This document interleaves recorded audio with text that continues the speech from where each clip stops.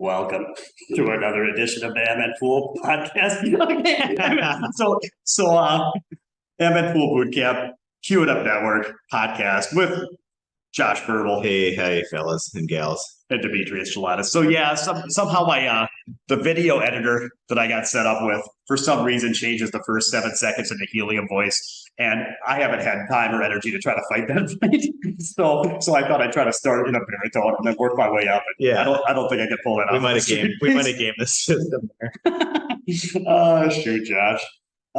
What's going on, man? How you doing? I'm good, man. I'm good. Everything's great. It's late. Yeah, we're here at Slate Billiard Club, bringing you the new pod.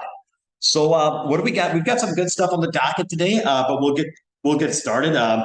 I wanted to start with some icebreakers. So there's some listener questions, and I'm like, let's go. So let's see. Do you need to introduce yourself or anything? Oh, yeah. Thank you, Josh. No, I appreciate it. I feel like everyone's we're all just pals. And I'm like, what's going on? Don't you know? Don't you know who you're dealing with here? I mean, we have to assume that maybe someone's new listening. Okay. There might be somebody who hasn't been basked in my greatness yet. No, it's So I'm Demetrius in Minneapolis. I run MN Pool Boot Camp. When I say I run it, it's me. I run me. And I always hated it when people were like, they run a single owner operated business and they have on their business card founder or CEO. Yeah, exactly. Like anybody that has founder or CEO. Okay. Anyway, I'm the founder and CEO of MN Pool Bootcamp, which is a training program for pool players. It's a three-day one-on-one intensive pool experience for strong players, intermediate and advanced players looking to break through plateaus and retool their pool game and get on a road where they leave with. They're already playing better, and they have a path that they can continue on their own to continue reaching new heights. So if you're interested in pool training, go to mnpoolbootcamp.com. MN stands for Minnesota, mnpoolbootcamp.com. Thank you, Josh. That's me. And then Josh is my longtime road partner, best friend, and pool player, and now co-founder and co-CEO of Slate. That's right. Yeah. So plays a hell of a game, and he's doing instruction here in the Minneapolis-St. Paul area. Yep. So for people that are looking for 3 days all in intensive training and want to fly in and just go crazy with pool, I'm your guy. Anybody that's listening to this in the Wisconsin, North, South Dakota, Iowa, or Minneapolis area that's like, you know what, that Demetrius seems a little crazy. I'm not sure that's for me. Josh is somewhere between normal and insanity, like it's Josh, and he's a happy medium for a lot of y'all. Yeah. That's perfect. Well stated. Good. How can they reach you? Do you want to just drop your phone number? Oh, sure. Yeah. 763-273-3732. Yeah. Seems right. That seems right. Yeah. So, and that's good. So, and also anybody that's coming through the Minneapolis area, you can reach out to either of us.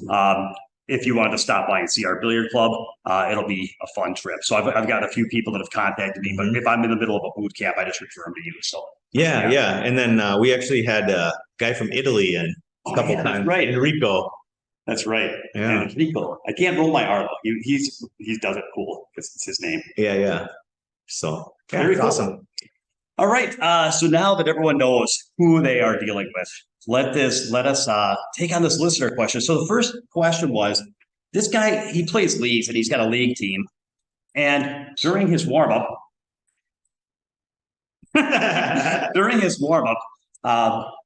sometimes his teammates are struggling a little bit when he's playing with his teammates. And he's just kind of toasting them, or they're just kind of missing balls and feeling helpless. And sometimes he feels bad and he plays down a little bit, deliberately gives him a few extra chances, misses a few balls, tries to get him some innings and, give him some at-bats to get going and build their confidence. And he messaged me and he's like, is that wrong? Is that wrong for me? And he says, I think they know I'm doing it too. So he's like, is that wrong? Should I always play everybody as hard as I can? Or is there a time to kind of tee up your partner or your opponent, or who you're playing with a little bit? What are your thoughts on that? Yeah, it's 100% wrong. That's what I think. Yeah, I think he should be just beast mode, destroying people and trying to be an inspiration to them to practice and want to get better. But yeah, he should be playing at his absolute peak, highest level that he can possibly muster when he's playing people, especially his league guys, to inspire and to push them to an uncomfortable spot. And so if that means they get smoked, then they get smoked and they have to practice and get better. And if he wants to do something to encourage them, then everyone stop competing, do some easy layouts, help them be a leader on that team and help them doing some easy layouts and just hitting shots. And you're not there competing to warm up. You're all just working together to get your arm moving and get in stroke and feel good. That's the way I would approach it if I was not wanting to run them over. So I would switch up the way they're approaching the game. Otherwise, I would absolutely foot on the throat, beat everybody. Yeah, yeah. So what you kind of said, it's actually I'm not surprised by the answer. I was a little bit surprised because there was part of me that was like, well, each to their own. Like, not everybody's playing for the same reasons. You know, some people are just playing socially to have fun. They don't take pool all that seriously. And if so, like if you're a once a week player that doesn't really it's super passionate about pool. Like you're not training and developing yourself. You don't have aspirations of improvement and getting, better and moving up the ranks. If you're just like, hey, once a week, I like to go out with my buddies. I didn't, I saw a flyer in a bathroom urinal one time and I decided to join an ABA league and I'm just here to hang out with a couple of friends and we're playing pool and having a few beers. Like, I don't know. I mean, do what you want to do. But as far as what's like, if you're listening to this podcast, I would assume that you like pool and want to get better. Yeah, go ahead. Can I talk on that? I still think if they're that person that you described, if you play a high level game against them, that will inspire them to get more interested and more excited about pool and to put more into pool and have a better time with pool. That's it. I think that a person that just wants to have beers and hit balls and have fun, totally fine if they want to do that. But it would seem sort of criminal to not show them what it could look like or how it could be if you put some work in. Like when I play with my kids, they're 11 and 13 and they shoot straight up in the air, and 14. And so I run them over. Like I just run them over. And I figure they're either going to look at that and say, hey, I want to learn how to do that, or they're going to be like, this is a stupid game and I can't do that and I'm not really interested in it. And so I'm doing them a favor either way. Either they're going to be inspired and they're going to want to play, or they're going to realize that looks like not that interesting to me and it's just, whatever. So that's no, I get it. Yeah. So my point was, what it comes down to is what I was trying to say was, I think that there's a lot of ways that people can enjoy the game. And so I always get a little hesitant to say, this is how other people ought to enjoy the game, because I enjoy doing my best, striving and trying to get better and challenging myself with personal growth and taking on more and more adversity. I find that to be a meaningful and rewarding path.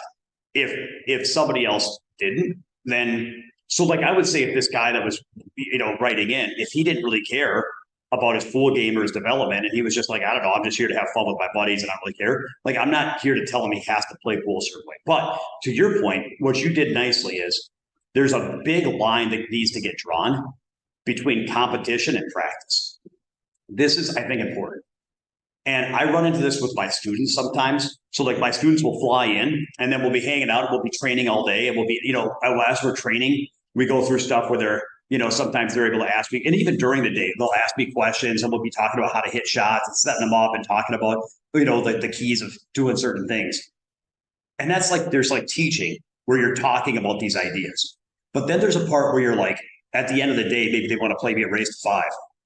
And all of a sudden, like after their first shot, they want to talk to me about, well, here's what I was thinking about. I'm like, whoa, what are we doing? Like now we're competing. Mm-hmm. Like once we're competing, mouths shut. All we care about is just trying our best. Like this is no longer time to like talk theory. Like now we're trying to put it into practice. And the same thing happens, of course, during my sessions. We'll be talking about stuff for a few minutes to try to understand the ideas and kind of fine tune the techniques. And then suppose I'm talking to about something and we work on a certain drill and we're working on a certain run. All of a sudden, I'm like, okay, now we've worked on it. Now you understand what you're supposed to be doing. Now for the next half hour, I want you doing it. Now it's like, now we can shut up and now is there's time to, now they're just playing. Now they're trying to do. And so I think the purpose is that there's a gap, there's a line that needs to be drawn between practice and competing. So my opinion, kind of similar to Josh, when you're playing your teammates, you should be playing them like it's a match. And if that's not a good experience, if after doing this, you're like, hey, these guys, I'm levels above them. They get up there, shoot once, I run 2 racks. They shoot once, I run 2 racks. They're averaging half a ball a rack, and I don't think this is good for them. To Josh's point, some of it is good for them because you can, like Josh said, you can inspire them with what's possible. You can make them shine a light on where they're weak, motivate them to do better. But if it's too mismatched for too long and they're not enjoying it, or you think it stops being beneficial, and you're like, no, I want something to where they can get some more table time, actually get some practice, build up some confidence. Then what Josh said is absolutely right. But what you have to do is you have to like seriously handicap the competition to where it's like you're going to have to, maybe you play where you have to bank the 8, or you have to, or you have to shoot, last, you have to play last pocket, or you can find ways to handicap it to where you can play your hardest, but they still get innings. Like that's one solution. The other solution I like, and I use this with my daughter when I taught her how to play, is you could play Scotch doubles where you're playing against you're playing solids, but you have to alternate shots, and that way you can both play as hard as you can, but yet you're both getting even table time. So I think competing Scotch doubles or playing Scotch doubles teams with 4 people, that's okay. So those are ways that you can still be in competition mode, but even out the opportunities a little bit if you really felt it to one side. But to Josh's point, the other thing you could do is forget about the competition idea and say, instead of competing games against each other, we can always just practice and we can set up a certain layout and take turns running it. I'll show you how I run it. Now you go up and try to do the same thing. And now you can be supportive and encouraging and take turns at the table because now you're no longer competing. The idea is when you're competing, you're always playing your hardest to win. But when you're training and practicing, then you can kind of share the table and talk and do some other stuff there. So I don't know. For me, I think that when I was like, I could just speak to what worked with my daughter when we were kind of up and coming, is we'd always do a little bit of practice and taking turns and kind of working on stuff. And then when we competed, we always competed Scotch doubles just because there was such a big skill gap. That was the only way it would make sense for her to not just want to quit the game. But that's what worked for me. So yeah, I think we're kind of on the same page. Bottom line is once you're wearing your competitor role, you got to compete hard and show them what's possible and push yourself, and not just inspire them with your level of play, but inspire them with how hard you push yourself. Yeah. Yep. And I just think, I guess with my kids, I never really competed with them. We were just hitting racks or hitting shots or whatever. But I don't know. I mean, so I'm trying to think. And also when I'm practicing with people, like if I'm competing and it's not going well for the other player, I will switch to Scotch doubles. Like that's something that I've done quite a bit. So I like that idea, Dom, and I've used it in practice and it's cool. Yeah, there's a certain threshold. Like if you're playing, Josh, if you're practicing with somebody who's like, you're over 700 Fargo. If you're practicing with somebody that's like 550 to 650 Fargo, you can play your hardest and play your hardest, and then they have to learn to deal with that and develop their game and respond to that and then fight for their opportunities. And you could put some heat on them and inspire them and push them. But if you're competing with somebody that's 350, then at some point the skill gap gets so big that where you're kind of playing solitaire. And then it's like, then that's where looking at alternatives might matter. You know what I mean? Yeah. And I think it depends on the person a little bit too, because I've played with, guys. Okay. So like Chris is out there hitting balls. So Chris and I have played, and most of the time we're training and I'm teaching and we're kind of working on this game, and he's like a 450. And then, but we've also had sessions where we've gone up and played games, and, I've just kind of rained down on him, and he likes that. Like he wants to watch me shoot and wants to see, that type of pool getting played. So I think that I'm probably, but after a while, that only is good for like a half hour, 45 minutes. That's an hour. Now we're at the man. Yep. So I think I'm just trying to see, like, not that we need to get on the same page, but I just want to just talk it through. Like, I think there's certain situations where I think there's value in like raining on people because they'll find it inspiring, they'll find it interesting, they'll be motivated, they'll whatever, but not for hours and hours, maybe for a half hour, 45 minutes, whatever. Like I jumped in with these guys that were probably 400 and then a complete beginner that was a guest yesterday, and we just played a few racks, and it's like they were just really excited to play, and it wasn't about who got how many turns and things. They just wanted to see pool getting played, No, I agree. I think that the idea is there's room for everything. So if all you ever did was play to where you're never getting a shot because your opponent's 10 times better than you, then that might not be optimal. But it's good. I think everybody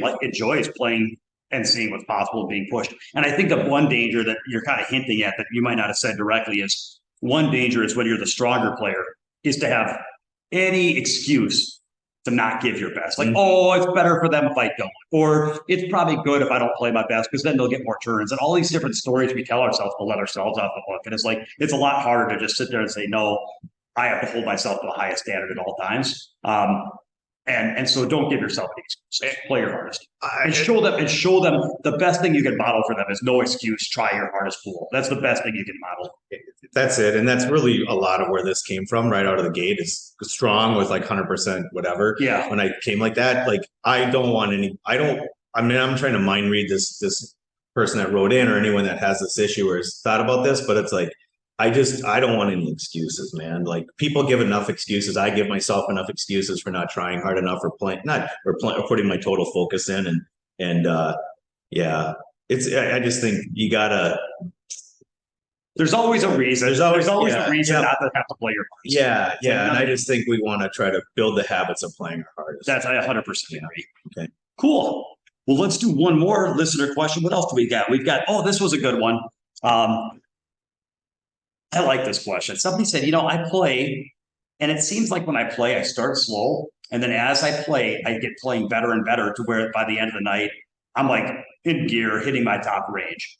And then the next day I come to the pool table again, and I'm just like back where I started again, where it seems like I'm always starting slow and it always takes me time to kind of get up to, build that momentum, build into that rhythm. And it's like, how come I'm always such a slow starter? So I don't know if I relate to that a whole bunch, but there might be reason. So what do you think? Do you think you need a lot of time to warm up? Do you think your game takes time to develop into gear? If so, why? Or what advice do you have? Well, okay. So there's a couple different questions there. I think that my first initial thought was, yeah, that's totally normal. Like, that's just cool. That's just golf. That's just any sport. Like, that's anything. It just takes time to warm up a little bit. Yeah, like that, to me, that's just normal. So that was my first initial reaction. Totally normal. Nothing to see here. Like, this is just the way it goes. And, yeah, I mean, but you're ripping gum in the background. Yeah, I think it's normal now.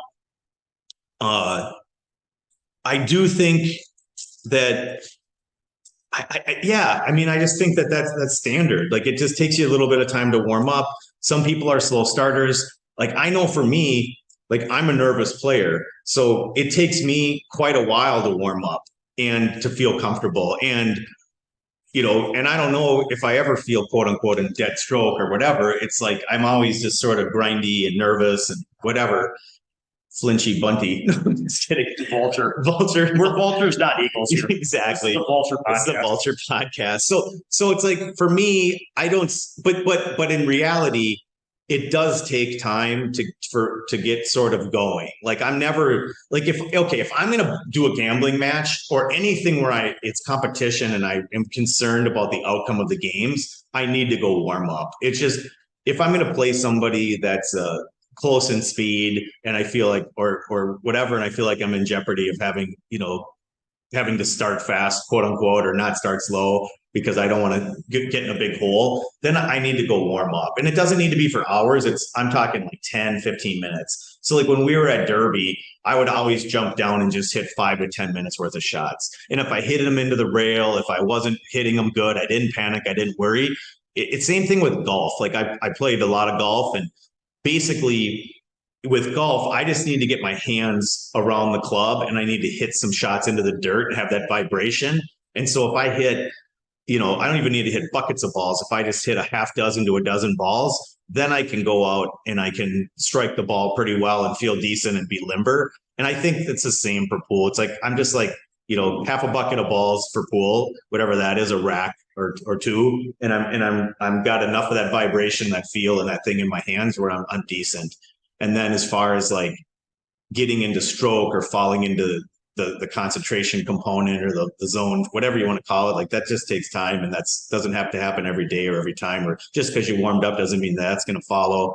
It's just trying to, give yourself the best chance to deliver your best.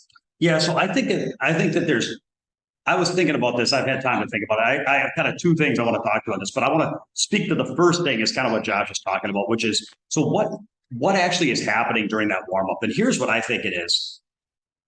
It has to do with what the level of focus you have. Like how focused is your mind and what is it focused on? So when you're playing good pool, it's almost like your focus has gone from like a lantern to a flashlight to a laser beam, where little by little by little, as you play pool, thoughts that run through your head that are non-related to your task at hand get let go, and those thoughts get let go more easily. They start becoming less. They don't entertain your attention. So by the time you're really zoned in, you're just almost like your brain is somewhat quiet, focused on the task at hand. Really, the part of the task that you're focused on, which is this shot, the contact point, where you need your cue ball, that kind of stuff, that has seemed like you've zoomed way into where that's encompassing your entire attention, your entire focus. And everything outside of that has kind of quieted and faded into the back. But then what happens is you leave, and then you go through a busy day at work and you're getting phone calls from your significant other or your kids, and you're dealing with all these 100 different things and bills, and I got to do this and that.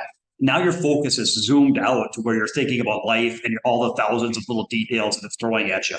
You're like a short order cook trying to keep up around this place. And so then you go to the pool table and your brain is zoomed way out thinking about a million things. And in the middle of it is like, oh yeah, pool. Like, let's just do pool. But if you don't get it to where you let go of all that other stuff and bring your focus back to that laser point, like to me, that's I think what warm up is really about. It's just kind of, and what's nice is when you get to the table, you miss a few balls and some things don't work. And it's almost like a little feedback where it's like, ooh, not at the right level of focus yet. You're going to need to bring a little bit more. And then each miss and each hit and each time it's a little bit off, it's like you start asking for a little bit more, a little bit more, a little bit more focus until hopefully you at least quiet down to the point where it's giving your best, it's getting your best effort, even if it's not getting your best performance. Yeah, what you just described is a total, like, perfect description of what's happening. Like you're sort of fuzzy, you're sort of distracted, life, all that stuff, and then you can't strangle focus either. It takes time. So like the reason, like the he's writing in and saying it takes time for him is because that's what's happening. I feel like probably is that he's changing his focus level from family and life and work and all those distracting things, and he's starting to like click out of those windows on his computer and his brain, and he's starting to just trying to get that one window open of pool, and it might take 20 minutes, it might take 2 hours. I mean, it kind of depends on how quick you can close out those windows and get the one that you're focused, that you're on. And sometimes you can't close them out. And sometimes they pop up randomly, like spam fold, spam. And it's like all that stuff. It's like, yeah, there's tricks and tactics and things that you can do to try to deal with all that. And you take Demi's mindset class. Oh yeah. Hey, I'm actually pretty excited. So this mental game coaching, it's on my website, mnpoolbootcamp.com. Really, really, really cool mental coaching stuff going on. I've got my next class ready to go for August, September. We're doing 3 2-hour sessions. So it's a group of 3 people by Zoom. And so if you're interested in working mental game, basically it would be like every other week for 2 hours for 3 sessions. So it's over 5 weeks, 1 week on, 1 week off, 1 week on, 1 week off, 1 week on, 2 hours a night. And we do it in a group of 3 to keep the pricing down. And we go through and it's interactive. So it's not just like a lecture series. Like we're going to bring, like, what are the things you want to bring to the table? And then I have a general approach. I teach my mental game kind of approach, if you will, but then I tie it into what everybody brings to the table so they can see, we can rehearse and prepare for specific situations. Anyway, I've got the next one lined up for August, September, and then I've got 2 lined up for October, November. But I need people I can do Monday night from 9 to 11 p.m. Central Standard Time. So of course, if those hours don't work and you want to work with me, get in and we can find another session. But for the October session, I need 1 more. So thank you, Josh. Cool. Yeah. So, okay. The other thing that really was on my mind, Josh, is the second part of this question I think nags me, which is I think that the biggest trick that our brain plays on us is it's like how we remember things and how we block things out. So funny little story my dad told me once. When it comes to memory, I always think of this story. He was a rock climber. And I'm going to give you the really short version. He did a rock climb where he was in a real dire situation, very dire situation. They went off the route, so they stumbled off the plotted climb, so they had no idea how tough it was or if it was even possible. And there was a shrub that was right ahead of him. Like he remembered the shrub, and then there was like this ledge he couldn't reach, and he couldn't back climb, and he was at a spot where basically he was 20 minutes on the rock, which could feel like a lifetime, thinking about if he's going to get out of the situation. And his arms are hypertensioning where they're starting to shake with hypertension and all that. And anyway, funny thing. I mean, he thought he was going to die right there, and he spent however long hanging out of that rock, preparing to beat his maker. And then the funny part is he ended up getting out of that situation, of course. But the funniest part is that when he thought back to that climb, that was completely deleted out of his memory. It was so traumatic and so horrible, he totally forgot about that. So years later, every time he thought about that climb that day, he remembered all the other parts of the climb, like the drive, the climb up, the walk to the cliff. He remembered how the 80% of that climb was totally fun. And he totally blocked it out. So when he had a friend in from out of town, like, hey, we should go climb somewhere, he's like, oh, I know a great climb. And he led him to that same climb. And he's like, everything was exactly how he remembered it. The drive, the walk, the start of the climb. He's like, yeah, just like I remembered. Everything's great. And he was tootling on up. And all of a sudden, he got to this place where he started getting into a desperate situation. And he realized that things are not going so well. This is starting to get serious. And all of a sudden, he looked up and he saw that shrub. And he looked over and he saw that ledge. And he stopped and he says, oh, hell. This, and it all came back to him. It all came back to him. And it's funny, like he totally blocked it all up. And as soon as he saw how things were and he saw that shrub, it's like it hit him like a punch in the face. He's like, oh shit, why am I here again? Yeah. So, okay, what does this have to do with pool? I think that we do this with pool. I think that pool is hard. It's so hard. It's so difficult that what happens is we get playing and we're missing balls, or we're hanging balls, or we're missing shots we thought we'd make, and we feel helpless and nothing's working, and it's so difficult that it's overwhelmingly difficult. And then what happens is we rise to this level where we're so hungry and so focused and so determined, and sometimes we get playing so hard that we start being able to do it. And the biggest trick that our mind plays on us is at the time, if you were to look at like how hard you're working and how confident, quote unquote, you feel, it's like at that moment, you're like, every shot looks impossible. I'm digging as deep as I can to just give it a chance and fighting and hoping that I could just somehow make this ball go in and somehow get on that ball. And you're fighting for your life one ball at a time. And when you're in that mindset, racks can melt away sometimes, and you can look back and be like, hey, I just won a set 7-1. I played almost a perfect set. I didn't really, I did everything. I played awesome. And then the next day you can look back at that memory, and what you remember was floating around the table and everything went in, like waving a wand over the table and everything just went in because you were just, like, ha ha ha, I just ran the table over that. I played awesome. That game was easy because I'm so great. I just crushed it. And so it's like at the time you're fighting ball for ball, but then looking back at it, you're like, yeah, I just hit him with a 7-pack. And I think that's a huge illusion. And what happens then is that our brain tricks us because we just remember looking back, it was easy. At the time, it felt impossible, but then looking back, it was like, that game was easy. So then when you pick up your cue, if you're like, well, I'm just going to do what I did yesterday again, where I run the table over, it's like you're remembering.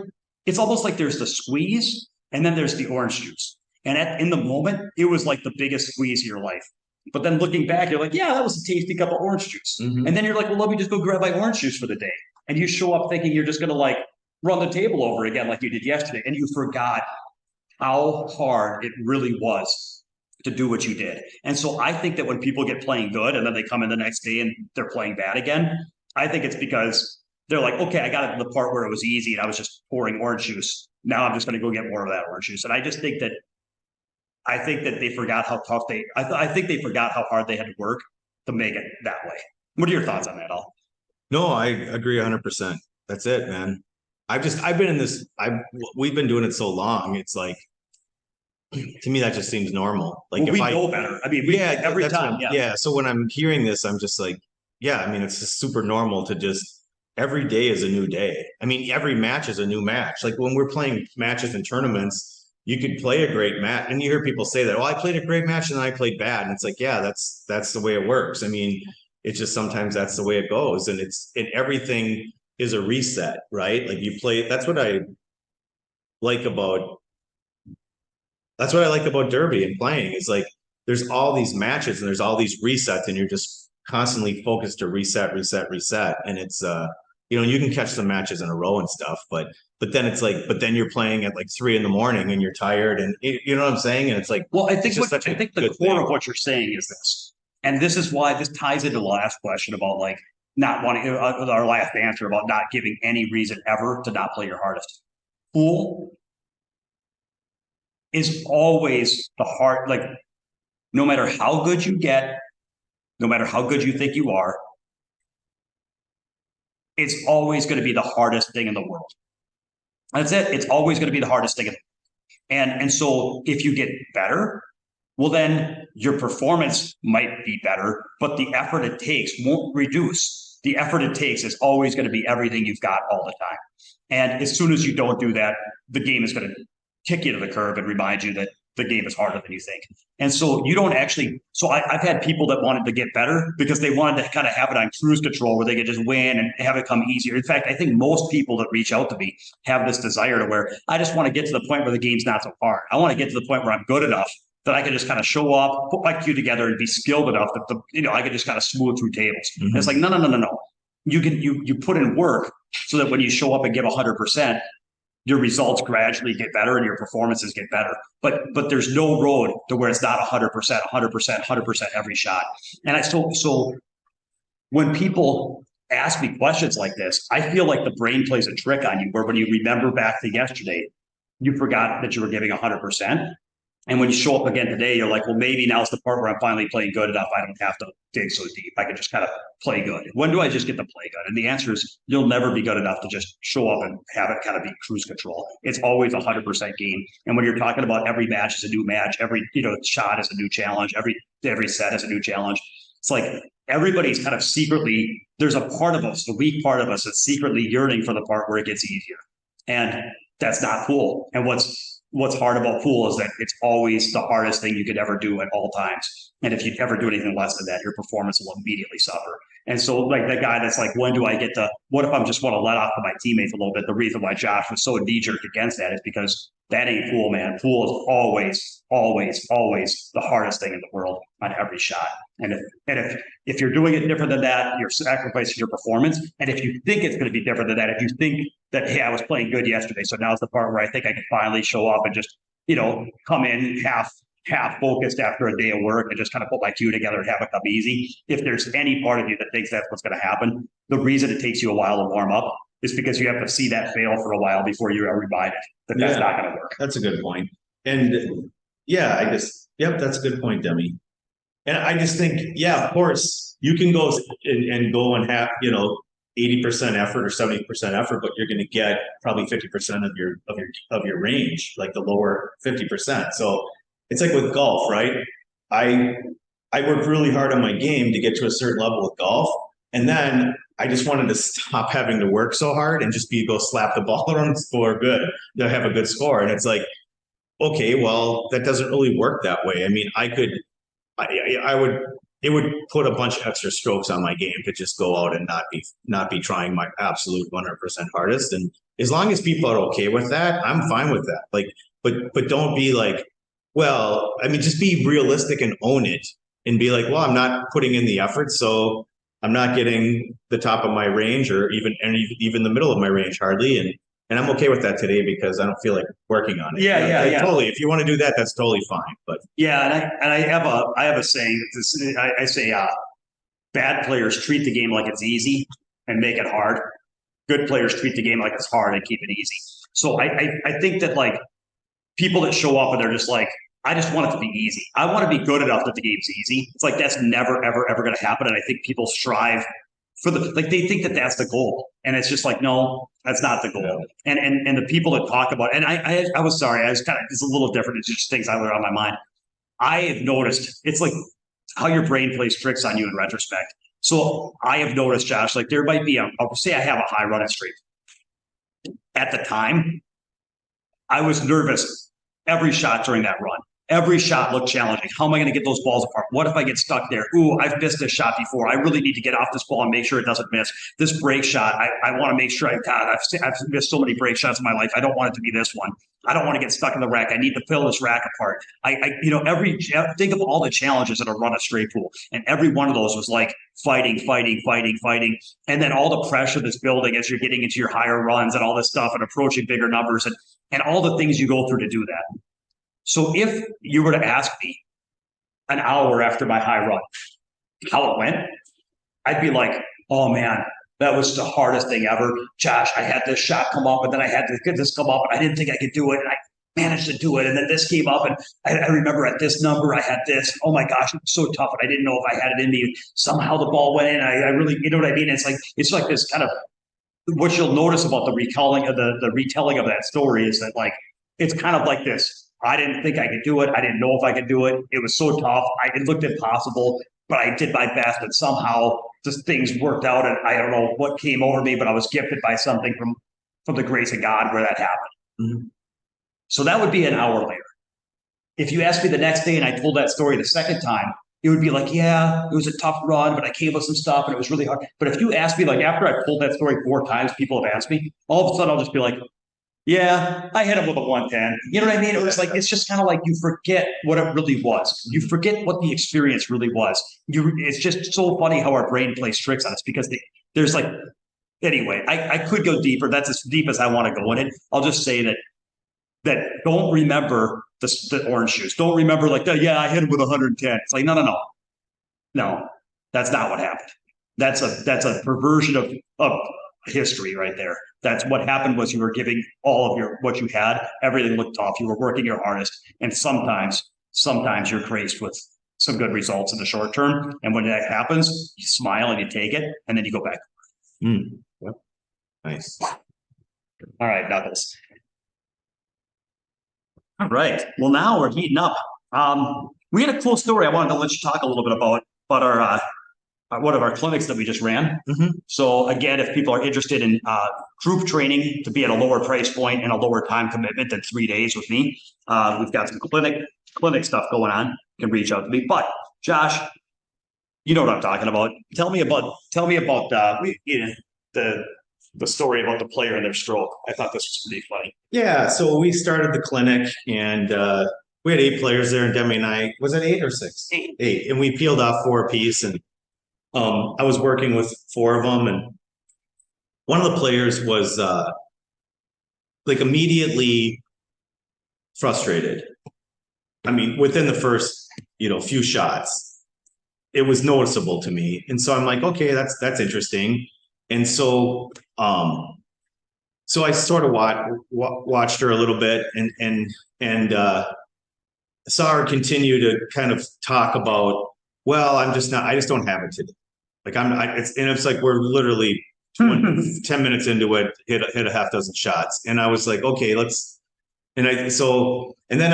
like, okay, I'll just put a note on that. I'll just see how it develops. And so, a little bit later, kind of more of the same, and then I saw her checking her stroke on the rail, okay, down the diamonds. The John Mora. Yep. And I said, okay, I'm just going to mix it up here. Like I can only do what I can do and do what I think is right. So this is what I thought was right in the moment. And this is what I ended up doing. So I walked up to her and I said, hey, I talked to her, how you doing, whatever, how's it going? And she was kind of like, well, I'm not doing that great. And here now we're in for a half hour, 40 minutes into the thing. And I said, okay. And I have a lot of experience with seeing people stroke check and wanting to have like perfect fundamentals. And if you've listened to the podcast, you probably know where I'm at with fundamentals somewhat. And, which I got a funny story about that fundamentals too. But so anyways, I pulled her aside and I said, hey, my read is I see you checking your stroke. Your fundamentals are perfect. I go, your stroke is perfect. Your stance, everything is absolutely perfect. You you're fine. Like you're good. And that's not where you're going to grow. And I grabbed the cue ball and I held up the cue ball and I said, I held it really close to her face, not in an intimidating way, not in, but in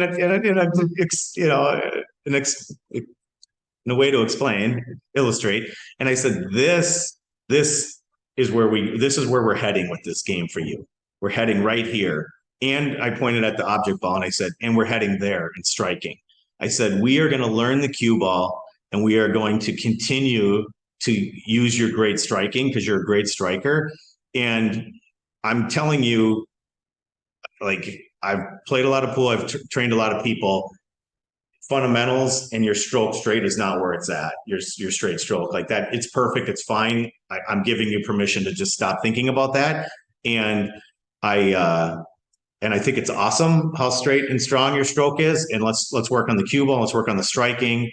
And then I just explained to her quickly that with her focus on her fundamentals and her stroke straight, stroking straight, that distracts her from the contact point and the strike. And it just clouds out her brain so that she can't consider the cue ball as intently as she needs to, and then switch to the object ball through the process. So it's all about striking the cue ball accurately and striking the ball accurately to pocket it. And if you're worried about your fundamentals or your stroke straight, or that's where the answer's at, that's not where the answer's at, especially when you have a perfectly straight stroke. So what I thought was the most powerful part of the story, I'm going to set you up for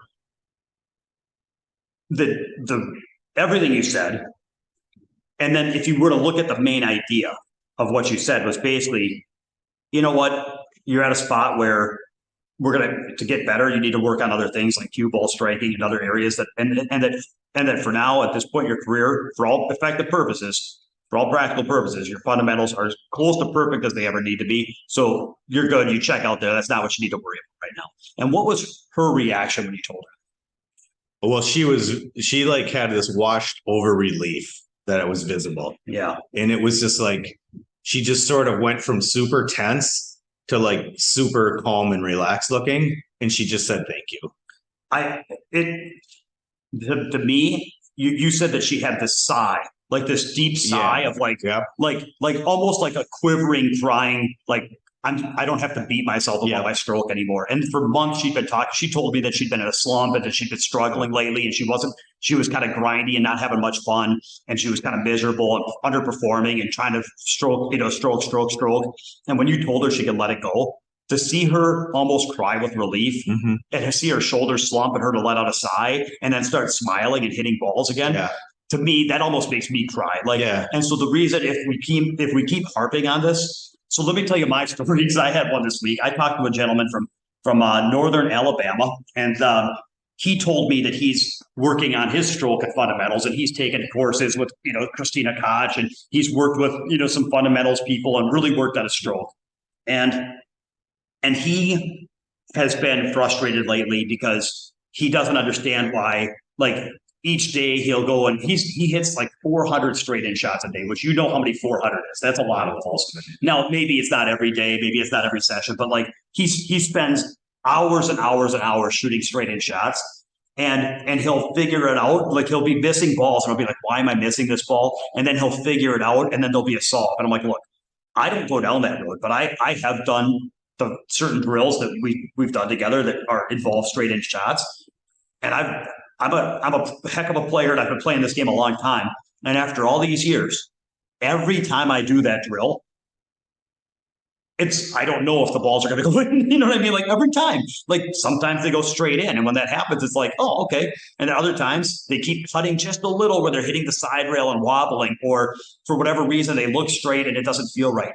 And then sometimes, and I've gone through it where I've done this a little bit, where it's like, try to understand why that happens. And you might think you have a fix, like, oh, okay, it's because my grip was like this, or my elbow was like this. But like then the next day it's something else. And then what are you going to like manually write down 100 different fixes and try to manually control all that? Like it doesn't work. And so what I think is at the middle of this, and what was on my mind and what I told him is, there are observations, there are facts, and there are stories. So when we look at observations and we just look at like, what do we know to be factually true? Let's look at that versus what are the stories that we tell ourselves that we think are true without any evidence. So the facts are this: straight in shots. I've never met a player that could just always get up and they always go exactly in the center of the hole, all day long. Like, I've never met that player.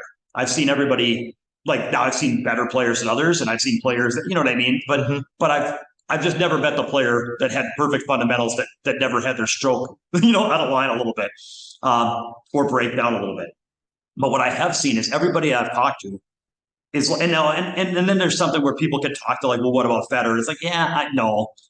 But anyway, forget about Federer. We're not Federer anyway. So the point is, what I have seen is that for me, I never know. I never know what's going to happen. And for all my students I've talked to that practice straight in shots, they're all telling me the same story. So I want everybody listening to know this is a universal experience. Like, everybody kind of goes through this.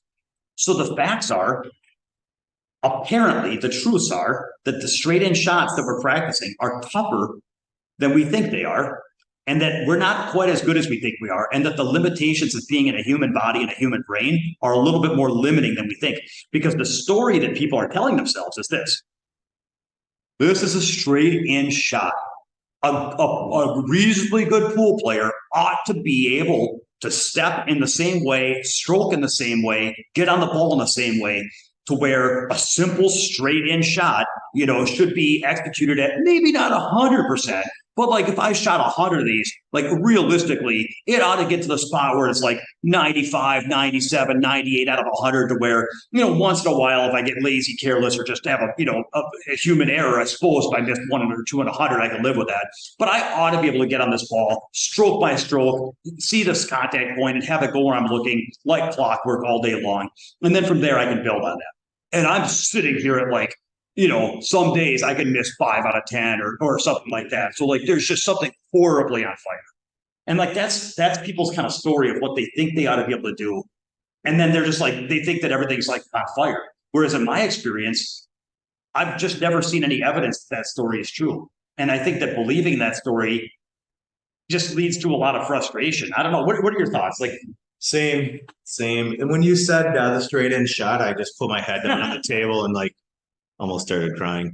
I see it, man. I see a lot of people shooting hundreds of straight in shots, thinking that they're going to straighten out their stroke, and then they're going to take their perfectly straight stroke and then add it into the thousands of different shots that they need to, with different speeds and angles and all the cue ball stuff we're talking about. And it's like, it just doesn't work that way. And it's very much, just a rabbit hole for frustration, and pool does not work that way. And that's what I was explaining to this gal. It's like, when I put the cue ball up and showed it to her, I'm like, this is where pool happens. It happens on this ball, and it happens on that ball, the object ball.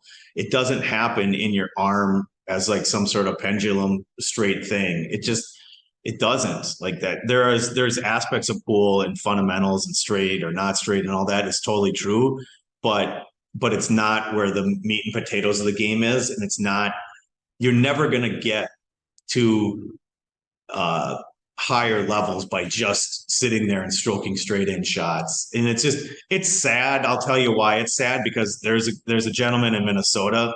He's a really nice guy, but I'd go to the pool room for 25 years. And I'm not exaggerating, Debbie, 20 or 25 years. And I'd watch him shoot straight in shots for 20 or 25 years. And it looked like, he just kind of reminded me, like when you go to the zoo and you see the animal walking the same loop, and you think, it's really sad. And it's like polar bears. If you go to the Como Zoo, there's a local small zoo around here, and you'd see the polar bears walking the same loop every day for years. And it's like, it's just, to me, it was sad. And I just think that's what I'm not saying everyone's going to turn into that, but gosh, man, it's like when I hear people shooting hundreds of straight in shots, I think they're closer to that than they are a pool player that's developing and learning and having fun with the game.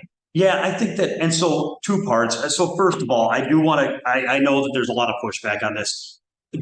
So just to be clear, I think we're both on the same page about one thing, which is we're not saying that you should never hit straight in shots. We're not saying you should never try to play well. Although there are, like, as far as developing fundamentals, but you can develop fundamentals when you're asking yourself to strike certain shots and hit certain cue ball shots. A lot of times you can work on your fundamentals indirectly by practicing other stuff. It will demand your fundamentals smooth out. Yeah. But the idea of spending half an hour twice a week out of your practice, hitting straight shots and just trying to kind of still focus and on a nice swing and a nice delivery and then try to anchor that feeling. I don't think, like, if I told you that somebody was spending half an hour twice a week out of all their practice and play, kind of hitting straight shots, I don't think you'd probably care. But when it starts becoming an hour a day and just on this mad quest, that's I think it's not even 80-20 reversed. It's like 95-5. Yeah, it should be like 5%. Yeah, exactly. 5% the most. Like, yeah. If you want to warm up and hit a few straight in shots for warm up, or if you want to do a drill where like when we did that drill, we would hit like 25 straight in shots. Yeah. And we would do that sometimes. We wouldn't do it every session. We do it sometimes. But okay, so we're not saying that. And we weren't doing it sitting there looking back at our arm to make sure our arm was straight. And Demi, he checked it, turn the film on, Demi, to see if my arm's straight and level. Yeah, we were just hitting straight in shots because that was one of the things that we practiced. So that's, I think like what you're saying, Demi, is 100% right. If someone was saying 10% of the time they're working on their stroke and their fundamentals, or 20% even, like you could hit me up to 20%, I'd be fine with it. But what I'm finding is 80% of the time they're putting 80% of their brain power and focus and 80% of the responsibility of their game on their fundamentals. And it's wrong. It's backwards. It's 20%, not 80. They got it reversed. And most people, a chain is only as strong as its weakest link. So if they've already developed their fundamental link to a high level, they can sit there and work on that for the rest of their life. And that's not where they're breaking down in competition. It's mental. It's cue ball. It's tactical. It's pattern play. It's understanding percentages and understanding mental game and learning different techniques and different routes and different face lines of where the cue ball is going to go on certain shots and how to control it better. Can I? Yeah. I want to have something on fundamentals because I told you I was going to tell you a funny fundamental story, and then I also want to use it as an illustration for training and how people view training. So is that okay? Yeah.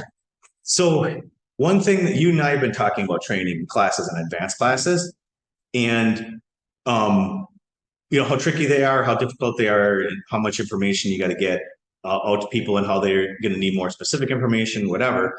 And I appreciate that, but I wanted to talk about something that happened. Yeah. And as a comparative thing.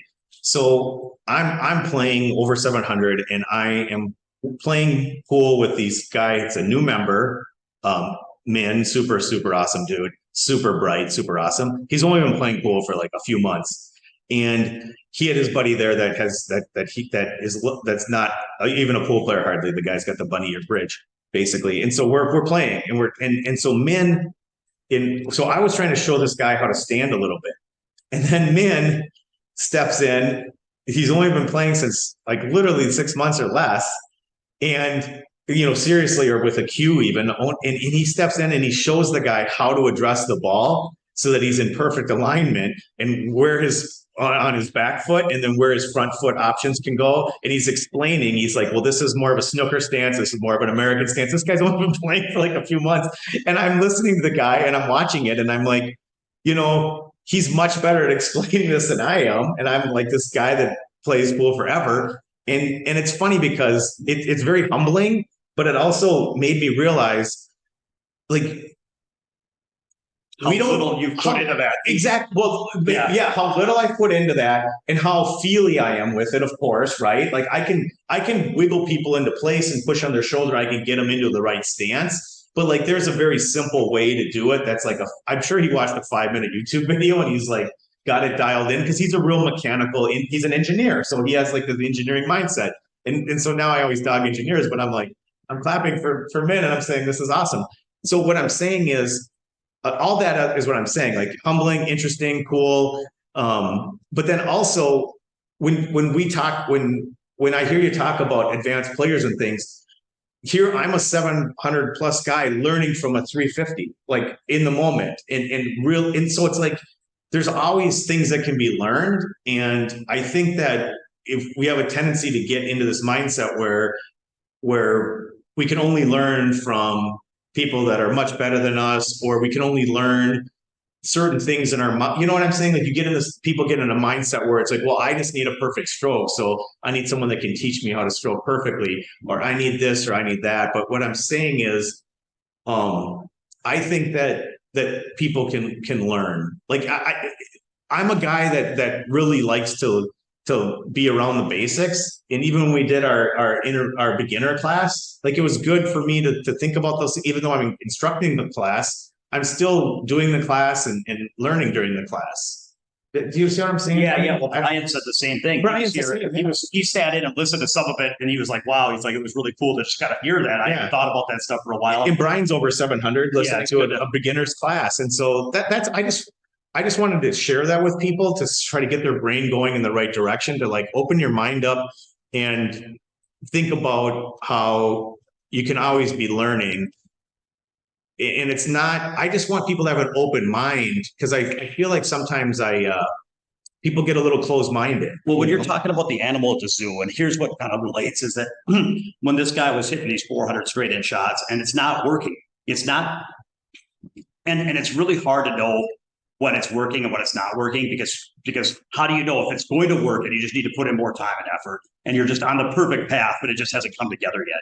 And it's like, well, if you've been on that path forever, you haven't seen any growth, and all you're seeing is fatigue, discouragement, frustration, control, and no improvement, then maybe that's not the right road. And so like when this girl who sighed and almost cried with relief because you told her that she didn't have to be on that road, that's a good sign that maybe that was the wrong road. And like for this guy who's shooting these 400 shots, when I told him this, and I'm like, hey man, that's just half the balls missed. That's Thursday for me. I've never figured out how to make a perfectly straight stroke every time. And I stopped trying because I just learned how to play pool instead. And like when I told him that, and he was just like, oh my God, like to me, that's part of the open mind, because some people will be open-minded and say, okay, maybe this is the wrong road. I'm open to trying some other stuff that might help me get better. But other people are like, no.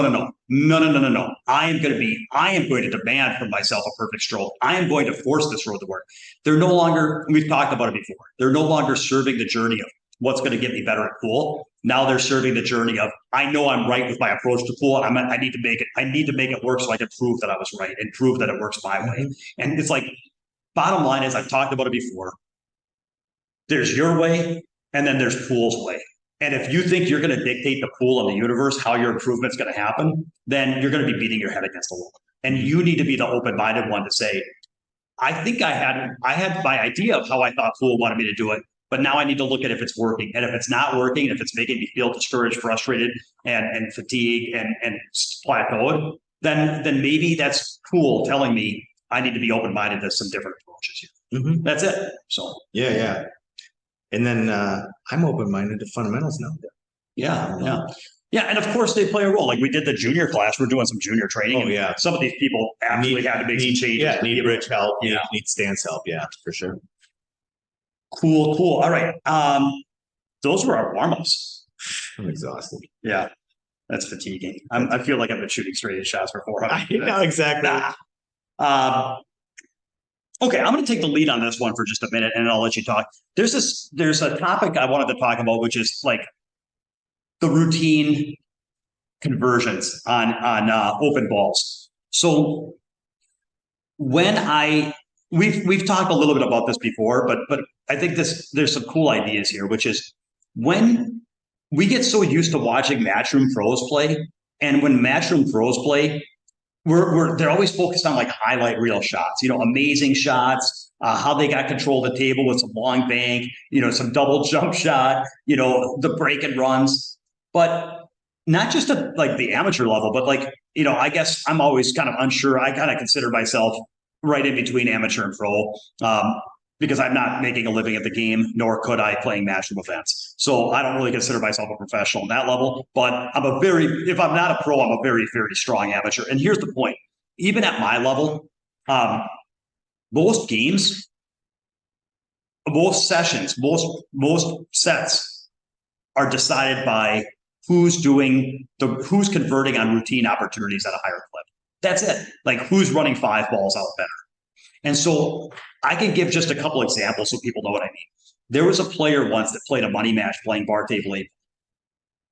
And when this player was probably around 580 Fargo rated, and they were talking about like how important the break was going to be, and how in order to win they were going to have to put a lot of packages together and a lot of 3s and 4s.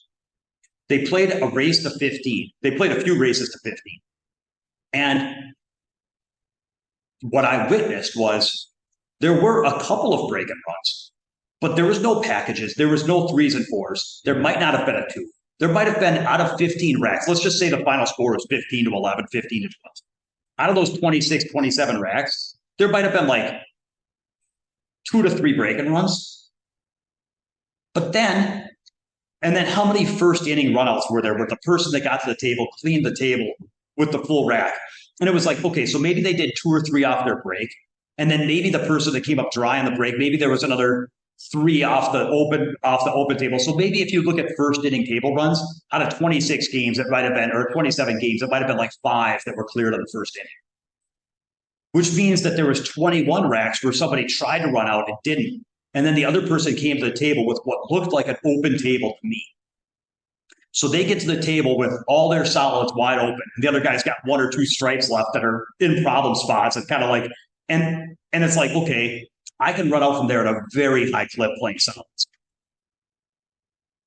And they would fumble. They would run a bunch of balls, get funny on their last ball, not be able to deal with that awkward ball, kind of get funny on it, and end up leaving themselves half tough and missing. And I was looking at the conversion rates on those so-called open racks.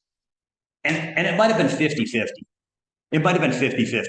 So if this person had, if this person had 10 chances to clean up those open solids, and this is at a 580 Fargo level, by the way, they might have ran out 4 of those times and they might have fumbled back 6. And so there's a couple points to this story. The first thing is, if this person thinks that the key to them winning that set is going to be developing their break better and making more, like I needed to make more balls in the break, like that's just not a reality. That doesn't match what I witnessed. And if this person thinks that they need to be able to run, that the problem was that they were not running out full racks the best, like they had a couple swings at a full rack and they didn't run them out, I would say, well, that's not necessarily where you lost either. Because one, there was only you ran out a few of the open racks and you couldn't run out a few of the full racks. You ran out a few full racks and you missed a few full racks. But the biggest opportunity was the 10 open racks that you got to that had just solids left that you didn't run out. And if we can get that from 50-50 to 80-20, like you win that match. And if you can't get that from 50-50 to 80-20, then not only aren't you going to win that match, but if you can't do that, then trying to run more packages with full racks and breaking and full balls and all this stuff on the way, like if you can't get the open racks to 80-20, then how are you going to get these full racks that run packages? So the point of the story was, to me, it was like when I was talking to this guy, kind of getting ready for his next match, I was really focused on what's going wrong on these open cleanup runs. What's going wrong on these runs? And how can we get these runs from 50-50 to 60-40 to 70-30? And when do we know, part of that is playing those runs a little bit better. Part of it is taking those a little bit more seriously. Part of it might be learning how to pivot and play a safety if things go poorly. But that is where the game is being won and lost, is edging your percentages on these open balls. And we've seen it time and time again watching 9-ball. We're watching a match tonight between a couple of good amateur players, and it's going to be the same thing. It's not going to be decided by who's stringing racks. It's going to be decided by who's more consistently running out 4 or 5 open balls at the end of the rack. And then we've seen it, at the 580 level playing big table 9-ball. There's a lot of people where they're, breaking and they're playing safeties on the one and they're coming with shots, but then it's very hard to run a full rack of 9-ball.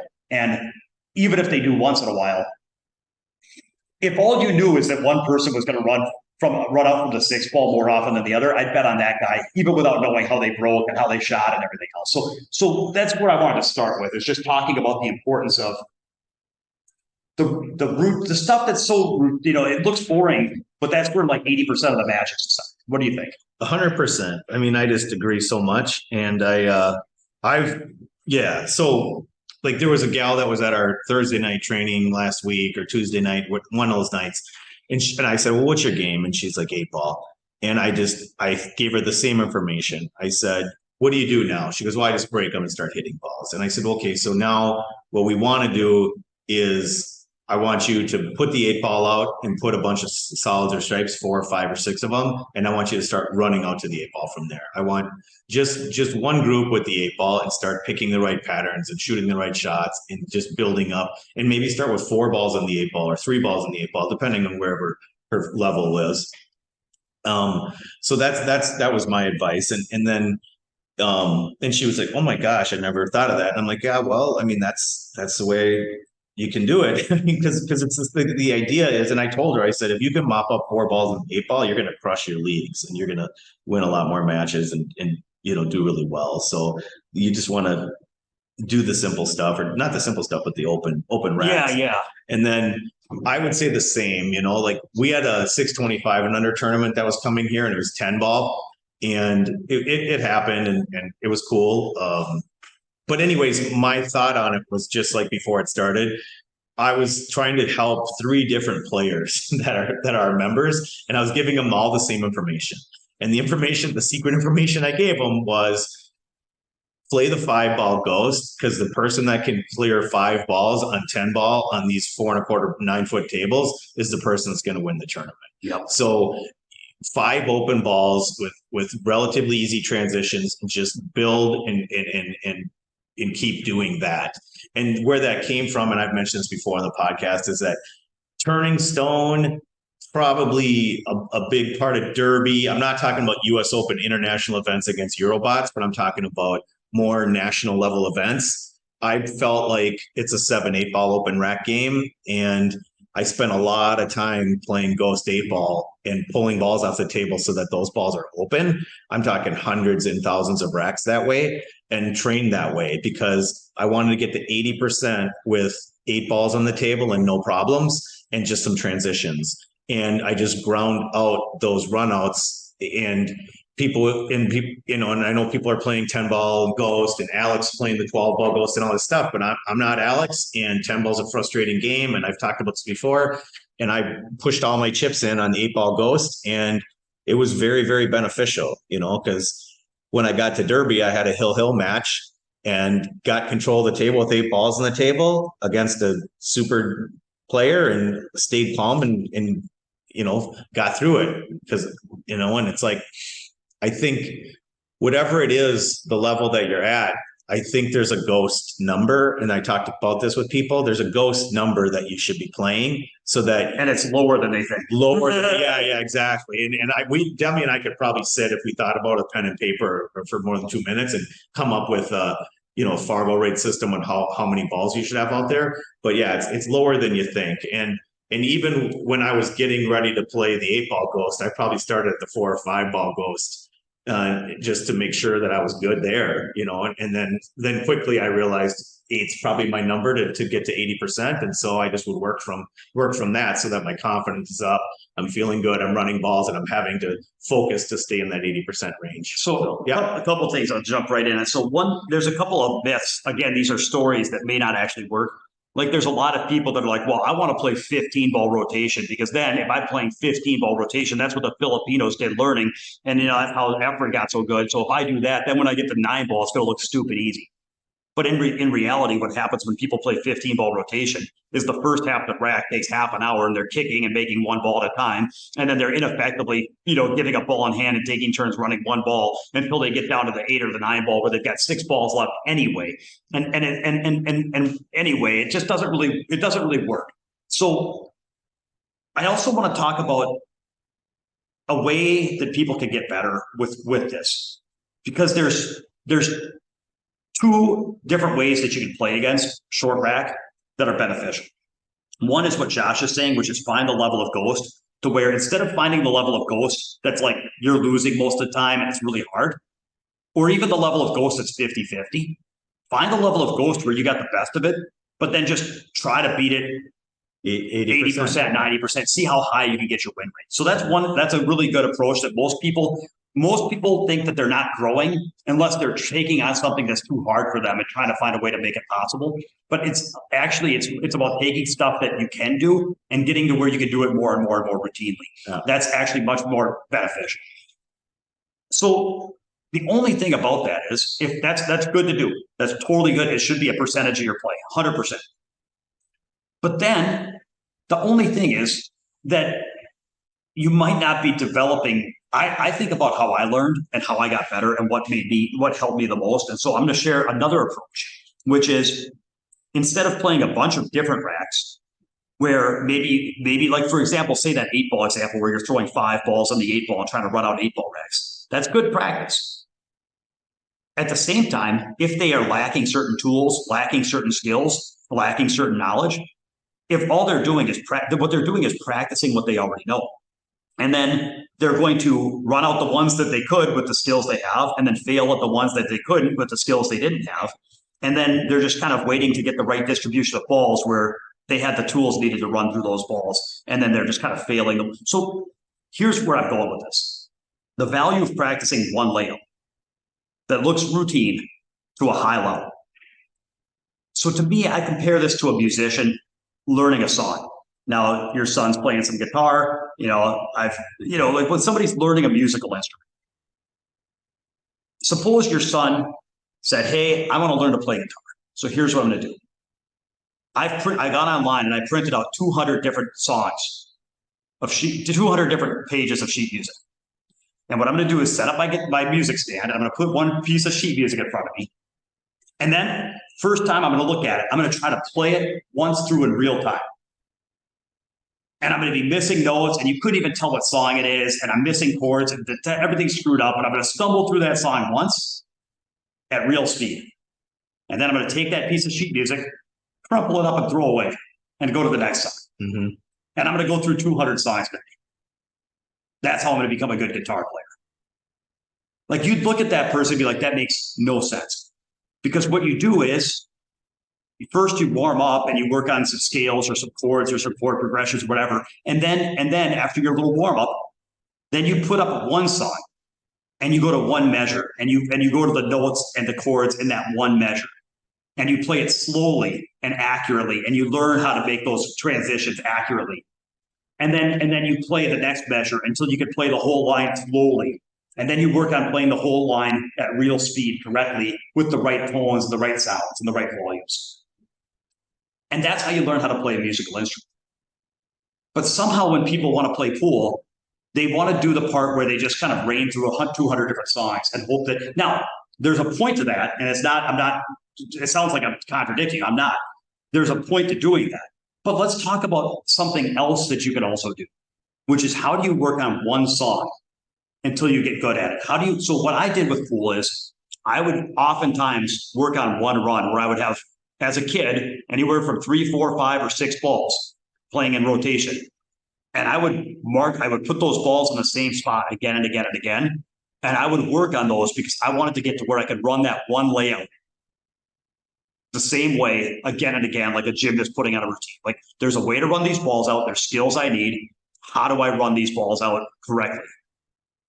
And by doing that, you might actually develop your game and be forced to ask some questions about how do I do that? And then if you struggle with that run, then maybe you see a player at your league the next day and you say, how would you hit this? Or you ask a better player, how would you do this? Things like this. So I've got some tips on how to do that and how to practice that. But my overall opinion is a little bit of your time, not 50%, not 80%. It's probably closer to, like Josh was saying about the fundamentals, like maybe 10%, maybe 10% of your time should be working on one layout. And then a lot of your time should be running open racks, open racks, open racks. So I just kind of made it sound like I didn't believe in running open racks. But the reason I believe in running open racks is because if all you're doing is working on one layout, then you're working on thinking and the analytical side and the technical side, and it's all this knowledge heady stuff. Whereas when you're playing the Ghost again and again and again, it's actually about putting it all together, playing, dealing with mistakes. It's more of a competitive mind. It simulates competition better. So I'm not a big, you don't want to be like some practice nerd where you're living in your head and you're not effective. So I think to be 10% of your time working on a specific layout, and then 80% of your time just running, trying to run balls. To me, that's a good ratio. But I think that it's almost like quality and quantity. You want to get your quantity in by playing a lot of racks against the Ghost and real pool simulated play. But then you want a little bit of quality in there working on playing one run to a high level. So that's kind of my thought there. I'll let you jump in. No, I agree, and that's really cool, man. And that's what I Kirk here is a member. That's what I showed Kirk the other day. Because he does play rotation, and I'm like, no, let's get out the white stickies and do a layout because I wanted him to learn how to kind of do that gymnast training thing, and so it was cool, and he enjoyed that. And I would say I don't know. I mean, I would think it might be a little higher than 10%, but that's just Yeah, I just want it's not throwing out numbers. You're not supposed to be like that's all you do. No, yeah. But I think that there's humongous value in doing set layouts and marking them and doing them. And then I would also add that the real value is breaking the layout into the 4 or 5 shots. So there's 3 or 4 transitions that are key and 3 or 4 shots that need to get pocketed in order to run 4 or 5 balls. And so I like, what I've done with Chris in the past is I've given him a 4-ball run and I've said, I would like you to hit, or a 3 or 4-ball run. And I said, I'd like you to hit the first shot to this position zone and make the ball at 80%. And then you can go on to the next shot. And once you have that next shot at 80%, then you get to, then you can put all the shots together and try to run out the entire thing at 80%. So that was sort of Chris is more of a beginner type person. And so I spent some time breaking down a 4-ball run out into its individual shots and having him shoot those at 80, try to get those at 80% clip. So I think there's tremendous value in doing that too. Yeah, so I have so many different directions I could go from here because there's so many things I worry about. Like, what if you're practicing running these balls the wrong way? What if you don't know how to make these transitions to where they're always a trick shot? What if you set up a layout that's so tough that there is no way to practice it to 80% because you just set up a really tough layout and you don't know it and you're beating your head against the ball? Or what if your solutions are all weird and backwards because nobody else would play it that way? And there's all kinds of concerns I have because that's why it's like I really wish, that's why I like training with people so they have some direction. Yeah. And because what I found with my students is that they were all wanting to practice layouts that were really tough. Yeah. That they wanted to practice stuff that had really demanding transitions and problem zones and problem shots and short side and all the reasonable routes to approach the shot line were blocked. And it's like they're setting up. So it's like if you're on the one hand, if all you do is hang the balls, that's no good.